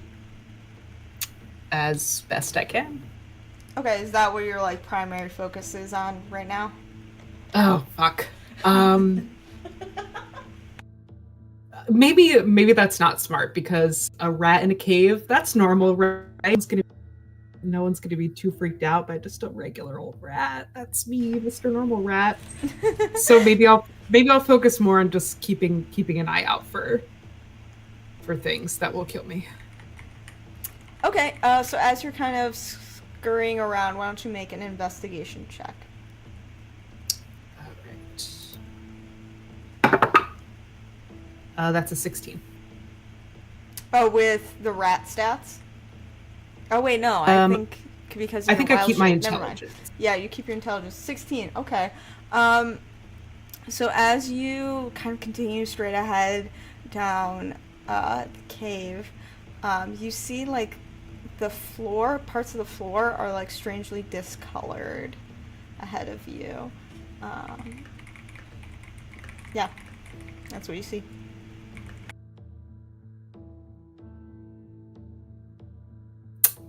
How like big are these discolored areas? Like, is it just sort of like floorboards, or is it like more like wide, like like many feet across areas? It goes from wall to wall. Wall to wall, like width-wise and length-wise, probably about 10 feet.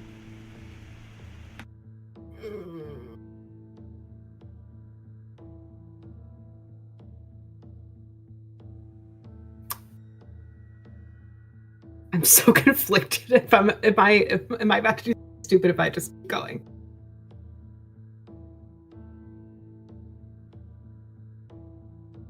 Fuck it. I guess I keep going. Okay, so as you kind of like scurry across the floor here, beneath you hear this like tearing sound, as you realize now that the discoloration from the floor was not different colored stone, it was paper painted to look like stone. And you and as you kind of fall into this trap, you take 1d4 piercing damage from some spikes. What the fuck?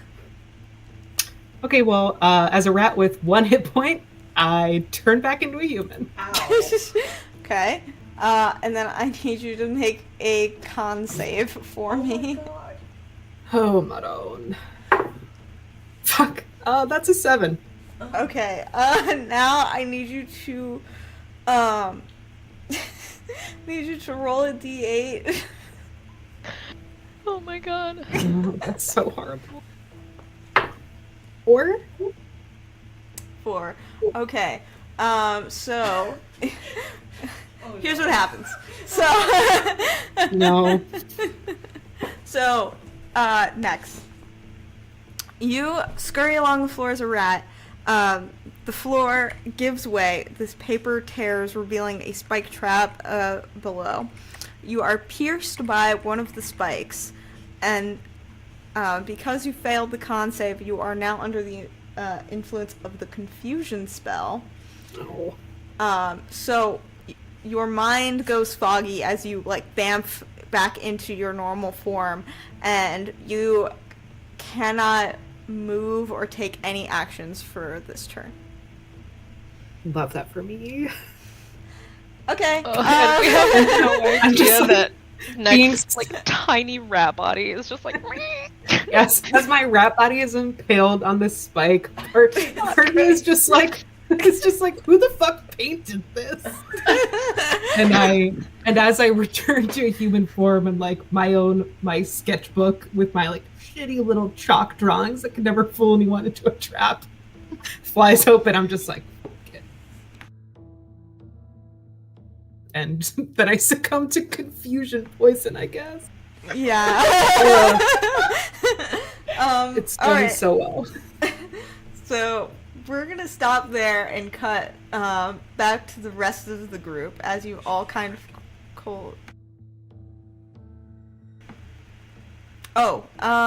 do you guys actually want to take a break for a little bit? I think we've been playing for, let's see, we've been playing for about an hour. Yeah, I'm good either way. Okay. Yeah, I wouldn't mind getting some water. Okay, cool. Yeah. We'll take a break for about 5 minutes here. Okay. Sounds good. Cool.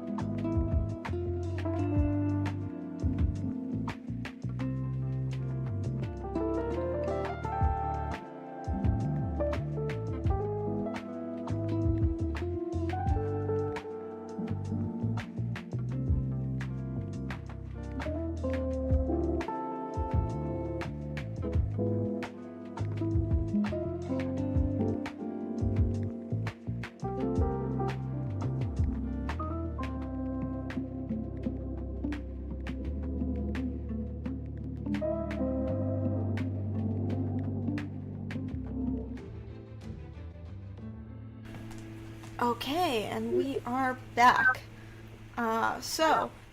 Next you are confused. You have dropped your wild shape and you are in the cave.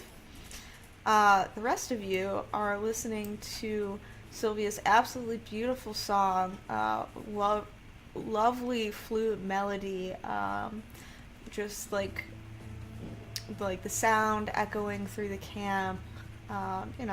People are dancing, having a good time, and a kobold and a guard seem to be really into the music. So, outside group, what would you like to do?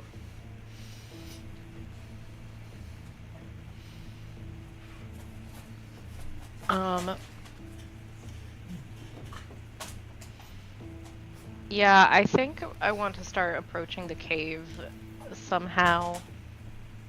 Hey. So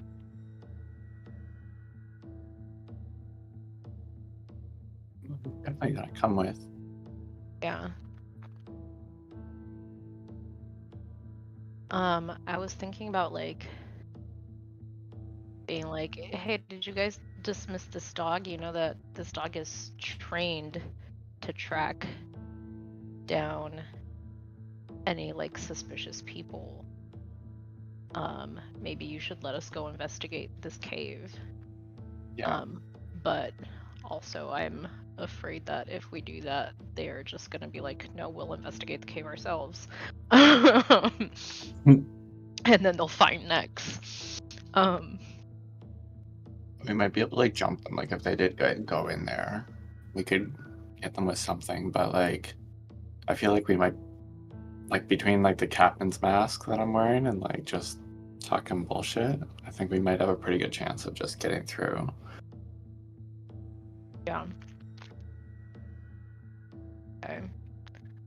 So you can be the dog handler or something. yeah, And you're a captain, and yeah. I told you hey, my dog has noticed something off about the cave, but the guards weren't letting him in. Can you help me out? Okay, and Kyrell and Eureka, are you guys following Eunice and Sylvia? Or are you guys doing something else? Kyrell is gonna look back at Eureka and nod towards the tent, the middle tent. The middle tent being the red tent? Or, I'm sorry. The green tent, the middle of the green tent. Okay. Wait, Sylvia's gone? Wait, what? Sylvia's going into the cave? Yes? Yeah, Sylvia and Eunice, you see them approaching the two guards at the entrance of the cave. The two of you, Eureka and Kyrell, what are you guys doing? Are you following them? Are you investigating something else? I mean, we have a charmed kobold. Well, I will say the charm only applies to Sylvia. Sylvia has charmed them.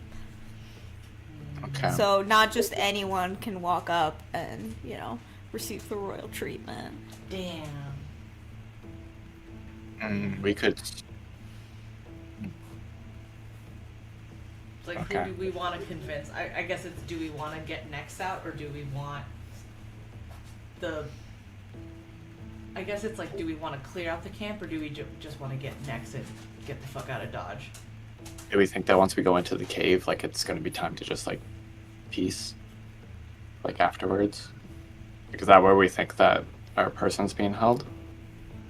I was gonna say I'm here for Leo. We're here. We're not leaving without Leo. So I think it'd be good to investigate. Yeah, we're gonna have to somehow get out with him. Yeah. Are we 100% certain that he's in the caves, or could he be in one of the other tents as well? They could be hiding something else in the caves too, with all those traps. Do we think we could clear the camp, though?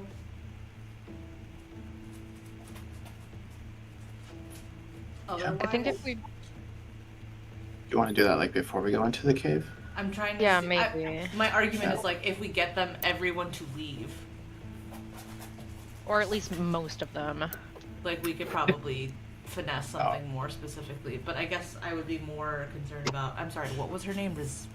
Resmir. I'm more concerned about Resmir either like recognizing us. Yeah. Or I almost feel like our best bet is gonna be just like running the fuck away, because I feel like she's probably not also gonna like believe any lies because she's such a stone cold bitch. Yeah. I think so too. Mm-hmm. I think she's gonna see right through us.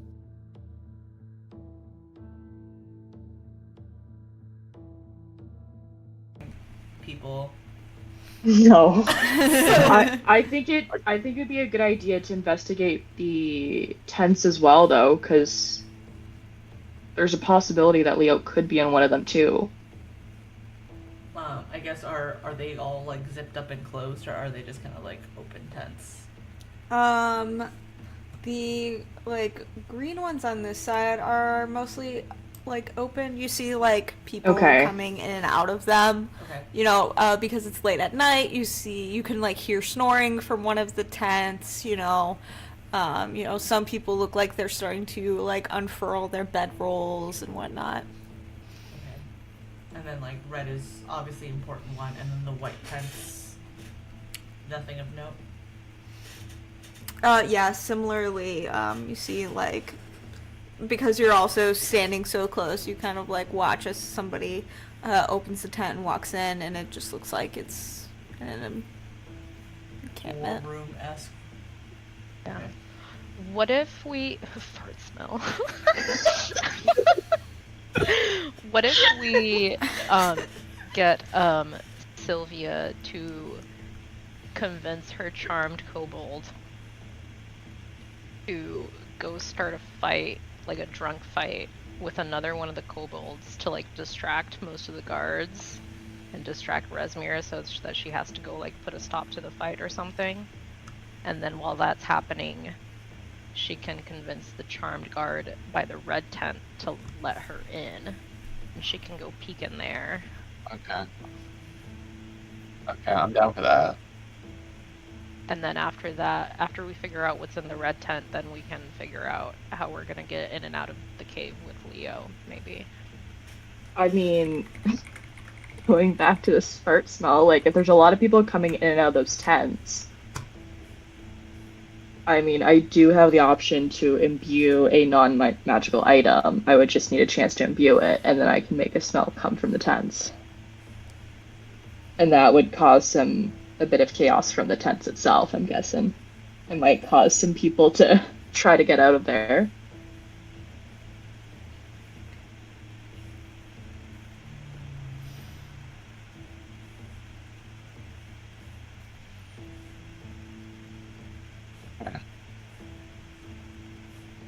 So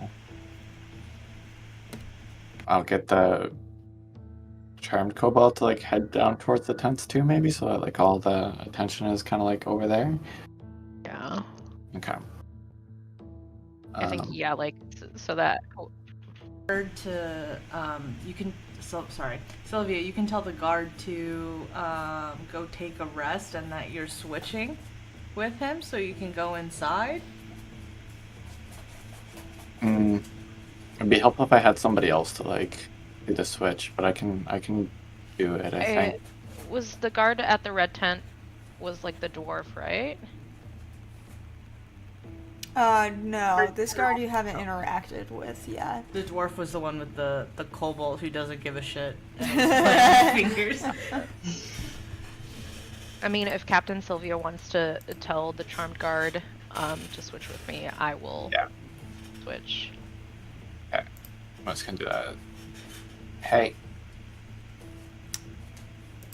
You see this guard looks at you, big, like big smile. He's just, oh, hey, how are you? I heard you playing music. It was so beautiful. Oh my god, get over it. You have a job to do. Jeez, you need a drink. I need a drink. Right, I do need a drink.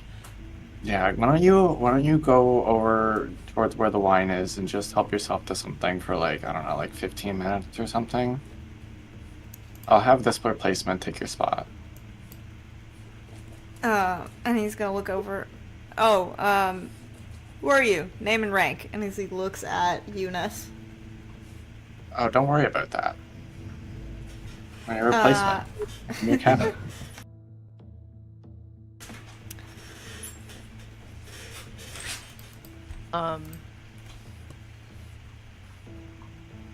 I kind of like look over at Sylvia and like pretend to be scared of her.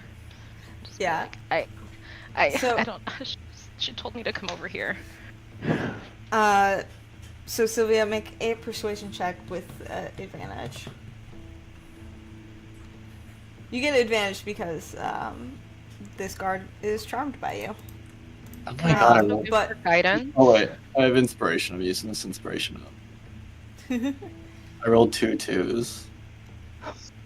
Oh fuck. Right? So. Oh, and then a 5. Wow, go me. It's a dark day. So So, the guard hold goes, Hold hey, on, look, remember. you know, you've played some gorgeous music. It's so 11. great, and I would love to have a beer. But I don't know, your friend, I don't know if she's on the roster to replace me. I'm sorry. You want me to write you up to Resmir? She has other things to worry about right now besides your insolence. Oh, Can I give guidance on Sylvia for maybe like an intimidation? Since that didn't work. yeah, sure. Intimidation, because he's still charmed, you also get advantage because he's still charmed, and you will get guidance, Sylvia. However, because you're trying a similar check again, the DC will be a little bit higher. What's guidance? Is that a D4? Mm-hmm. Yeah. There we go. And then what's my D4?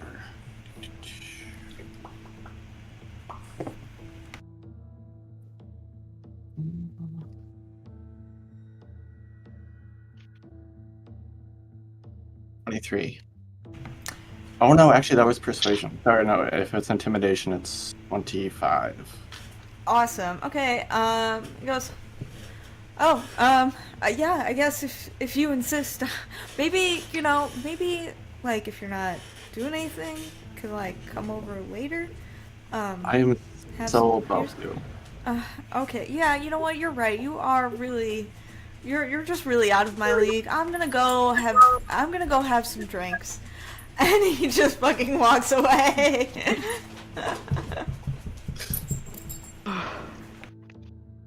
Nameless card number 3. Does he think he is?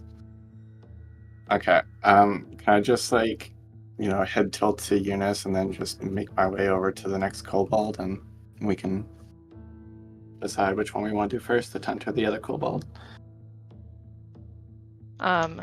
Well, I guess I should probably stay here since we just told that guy that I was switching places with him. Well, I guess I can like hang out for a second if you wanted to peek in. I feel like the tent's not that big. Can I quickly just like, before I go in, look around and make sure that like nobody's like looking directly at me? Yeah, perception check. Yep, don't. Or actually, you know what? Not perception check. Make a stealth check because you're kind of try to time it so nobody sees you. Yeah. I'll give you an inspiration too. Good D6. Okay. Yeah, I'm definitely gonna use that.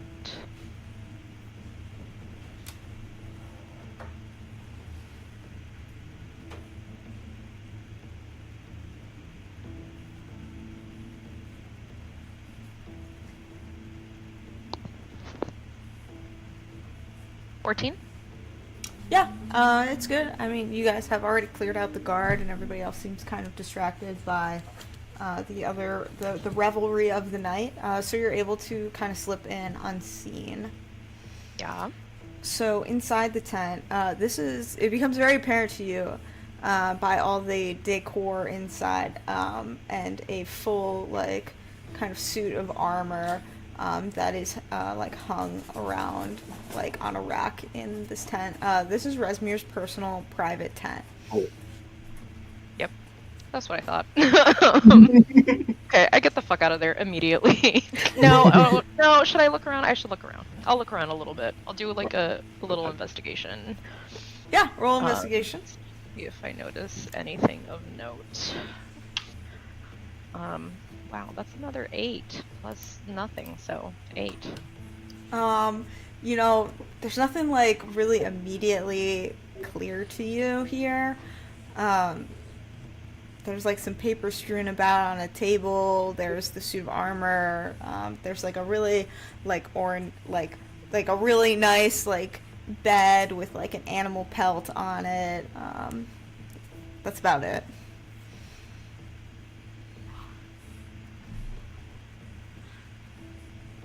Sorry, Yeah. go ahead. No, you're fine. I wasn't gonna do it. Hey, so sorry, I didn't hear that. I, having not found anything of note, I'm just gonna step back outside the tent and post up, and kind of relay to you what I saw. But that's it. I just poke my head in for a sec. So Sylvia's going to like just kind of move in for a second and look around. And then she's going to reach into her pockets. And as part of her background, she has a vial of perfume, and she's just going to spray a little bit inside the tent. That's all. And then go back out. Is it Old Spice? But no. What does it smell like? God. It smells like God? Goddess. Got it. Okay. Understood. No, wait. I can come up with something. My brain keeps wanting to say patchouli, but it's not that. Anyways. So I'm just like, I'm not earthy, citrusy, I think. Citrusy and like a little bit orange subtle, blossom. but I want it to stay like, I don't know. This girl she's gonna know me. All I'm saying. All right. For sure. Okay. Well, all that is happening.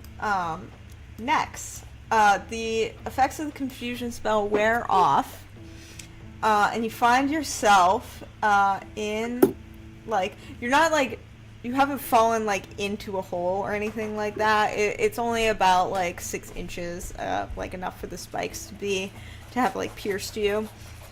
The confusion spell wears off, but you are in your half orc form. What would you like to do? I'm also imagining like the fall feeling really long as a rat, and then I turn back into normal size. I'm like, that was nothing.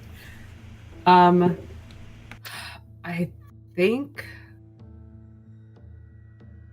this might be stupid, but I think I'm gonna expend my second wild shape charge to do something smarter and turn into a spider, which has a climb speed. And basically like try to continue making my way, but like climbing along the wall instead of scurrying on them. Gotcha. Okay.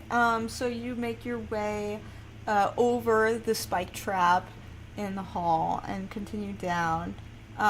It comes to an end, but not before you see you see doors to 2 rooms, right and left.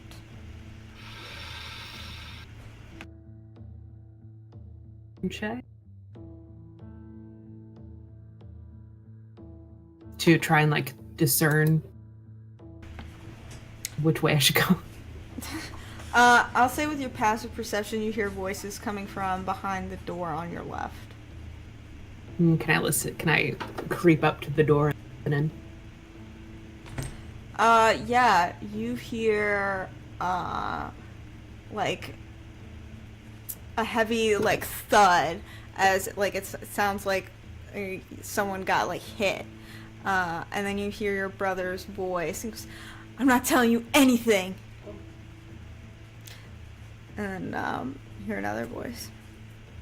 Captain Mondath seems like he doesn't want to give up any information. And you hear like a more delicate voice. "Oh, don't worry, we'll figure something out.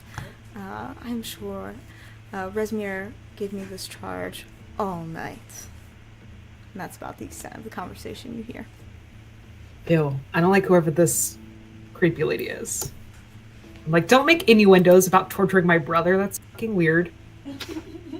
But I think I'm also, if it was like one person, I feel like I might have been reckless enough to burst in there, but two people, and remembering how much I've gotten my ass handed to me in the last 24 hours, I think I will scurry back out to try and see what the situation is outside. Okay. And you're so small as a spider, I won't make you roll a stealth check or anything to get past the guards at the cave entrance.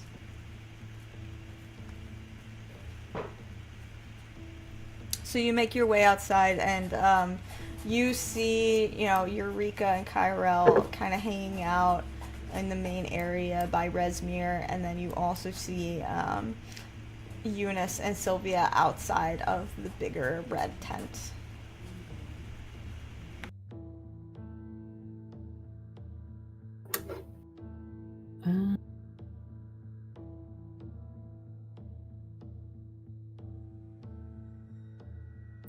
I might,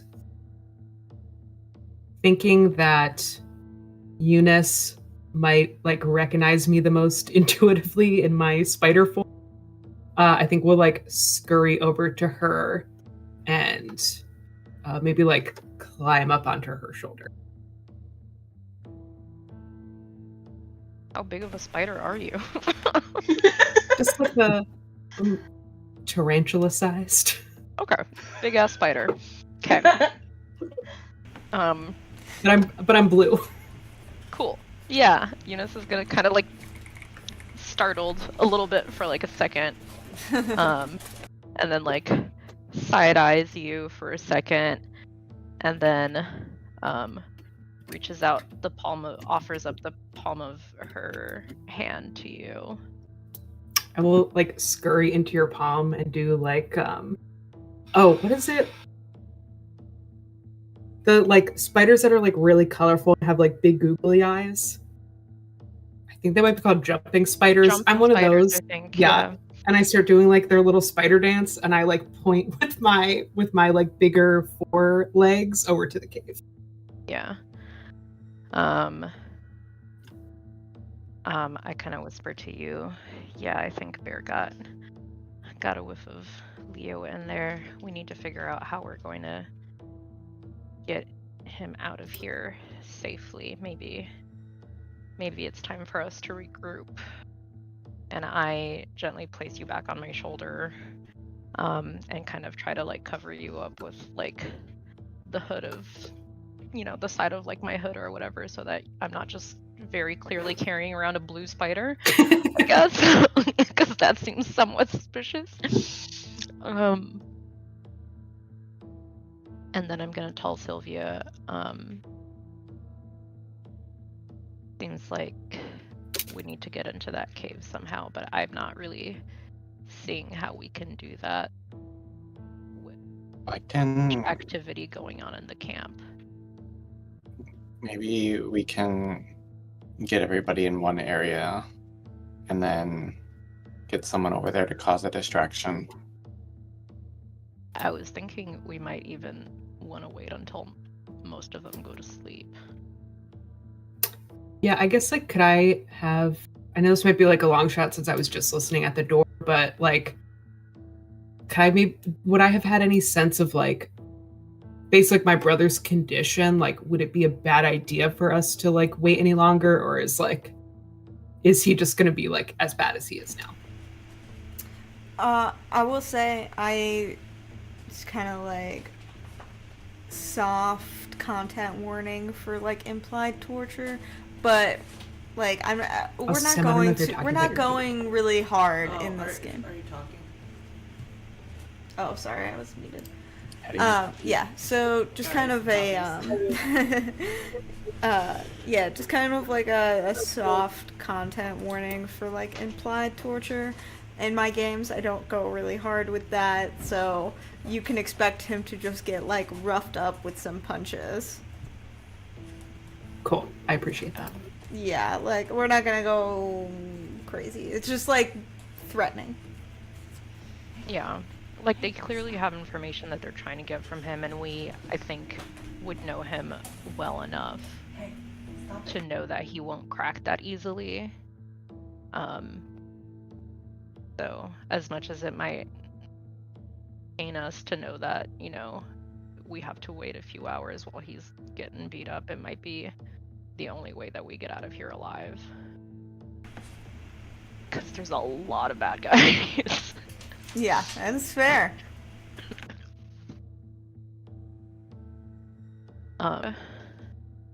Well, I kind of still want to go talk to the charmed person as well. We Yeah. have it, and there's access to gold over there, so I'm gonna at least get myself some gold. Yeah. Is Nex hurt still from the trap? But you're in your spider form now? How does that work? I guess actually I don't know that we rolled damage because you said 1d4 and I was like, oh, one hit point would take me out of my rat form. I don't know if I would have taken any further. If I took anything above 1 hit point, that would.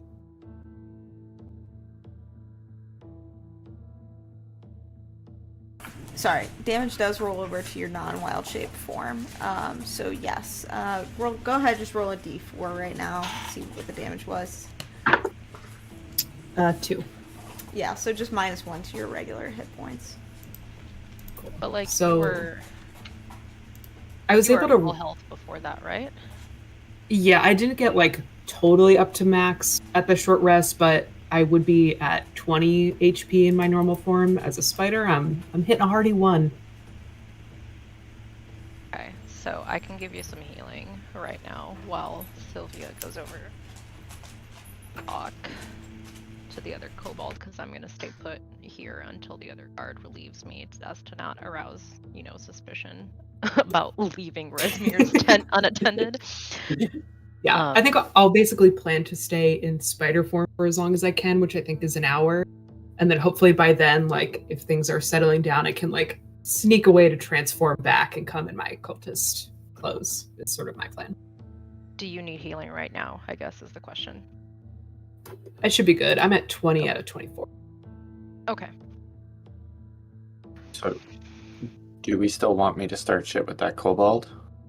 Or to get that kobold to start shit down there? Or are we, like, holding off and waiting? It's up to you, I guess. I was seeing it as more of a distraction for us to get into the tent, but we already did that. Oh, I thought we were doing it as a distraction to get into the cave. I just I could see that working to get us in. I just don't know how we would get out with Leo with nobody noticing. That's my main concern here. I'm not super worried about getting in, but I'm very worried about getting out. Yeah, I feel like the only way we would, like, have a chance of getting back out is, like, when people are asleep or, like, not paying attention. But I feel like it might be worth, like, still going over to, like, talk to him, see if there's any more, like, info we could get. Gold is also important. Gold is always important. Yeah, for sure. Okay. I'm probably... Eunice has no problem with you taking gold from the kobolds. Okay. Shoot, my keyboard died. No. Okay, so I guess Sylvia will, like, start walking over towards the kobold. Yeah, you see this kobold, she's, red-scaled kobold, She has this like little log book that she's writing in, counting coins and like putting some like treasure into the back of a wagon. She looks over at you and goes, "Oh, hi! I heard you playing music. It was so beautiful. You're really talented." Thank you. I'm here to check your numbers. Can I see that book? Yeah, sure. And she hands you the logbook. So like Sylvie just starts like flipping through it. Any info, anything about like where the money came from or what it totals or where it's going? Yeah, as you take some time to page through it, you see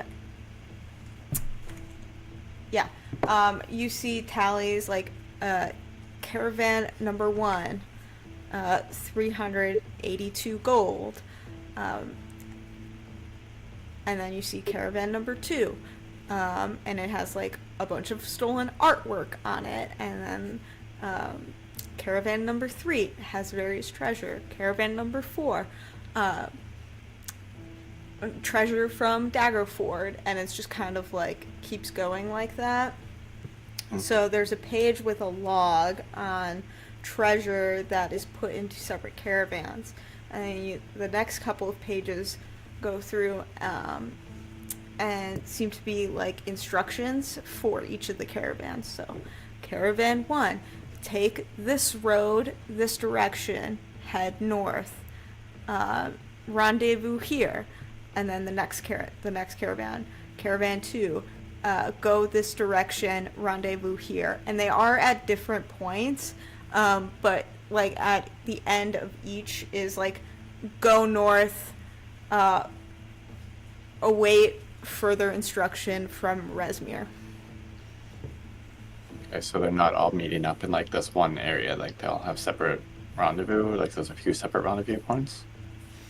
Yeah, so it looks like that each of these caravans are like being split up to transport all of this treasure without suspicion. You suspect that there will be a rendezvous point for all of the treasure, but it's intentionally unclear and vague. It seems like Resmir hasn't like revealed that to the other captains yet. Could I try to like memorize as much as I can about like the routes that these are taking so that I can like pass that information on to like the guards later? Sure, why don't you make me just like a like straight intelligence check for that. 16. Okay, yeah. You know, these instructions are like intentionally written to be kind of confusing, to avoid arising suspicion from transporting a whole bunch of treasure. So it's a little bit difficult, but you're able to pick out like one or two of the routes. So she closes up the book and she says, hands it back to the kobold. You've done a very good job here. This is good work. Thank you. Praise Tiamat. I'm Praise doing Tiamat. my best. I need one of the sacks, though. It's time to start paying some people. So I'll just take that sack in the back of that part there. Sure, And we'll here start you go. handing that out. Thank you. Ah. And then she's just going to, like, hold it as much as she can, I guess. Oh, and by the way, like, that kobold over, like, and she points over to the one that was playing with the finger thingy. That kobold's been talking shit all night. Like, he was talking shit about my friend, and I swear I heard them talking shit about you two. I don't know, just might be worth saying something to them. Anyways, have a good night. Oh my god, that's so rude. I'm gonna go give him a piece of my mind. And she marches off in that direction. Coin purse has 60 gold pieces, by the way, that she Thank handed to you. So she marches over in this direction. You all hear as the music like suddenly stops, and you see as the charmed kobold like picked up the hand drum and just dunked it right over the head of the other. And he's like, hey, what was that for? And she's like, well, you didn't have to be so mean to my friend. And then he's just like blindly running around like a barrel on his head, but it's this hand drum. And you see like some of the like cultists and like the other kobolds start like migrating toward there. Resmir like looks up and goes, fucking what is going on? And I think that's where we're gonna end it for the evening. Lovely. I love the picture of the kobold running around with the drum on his head. Yep. Classic. Okay, well, thank you guys for playing D&D. It was a really good session. Had lots of fun. I'm gonna go ahead and end the stream. So anybody who's listening, good night and thank you for listening.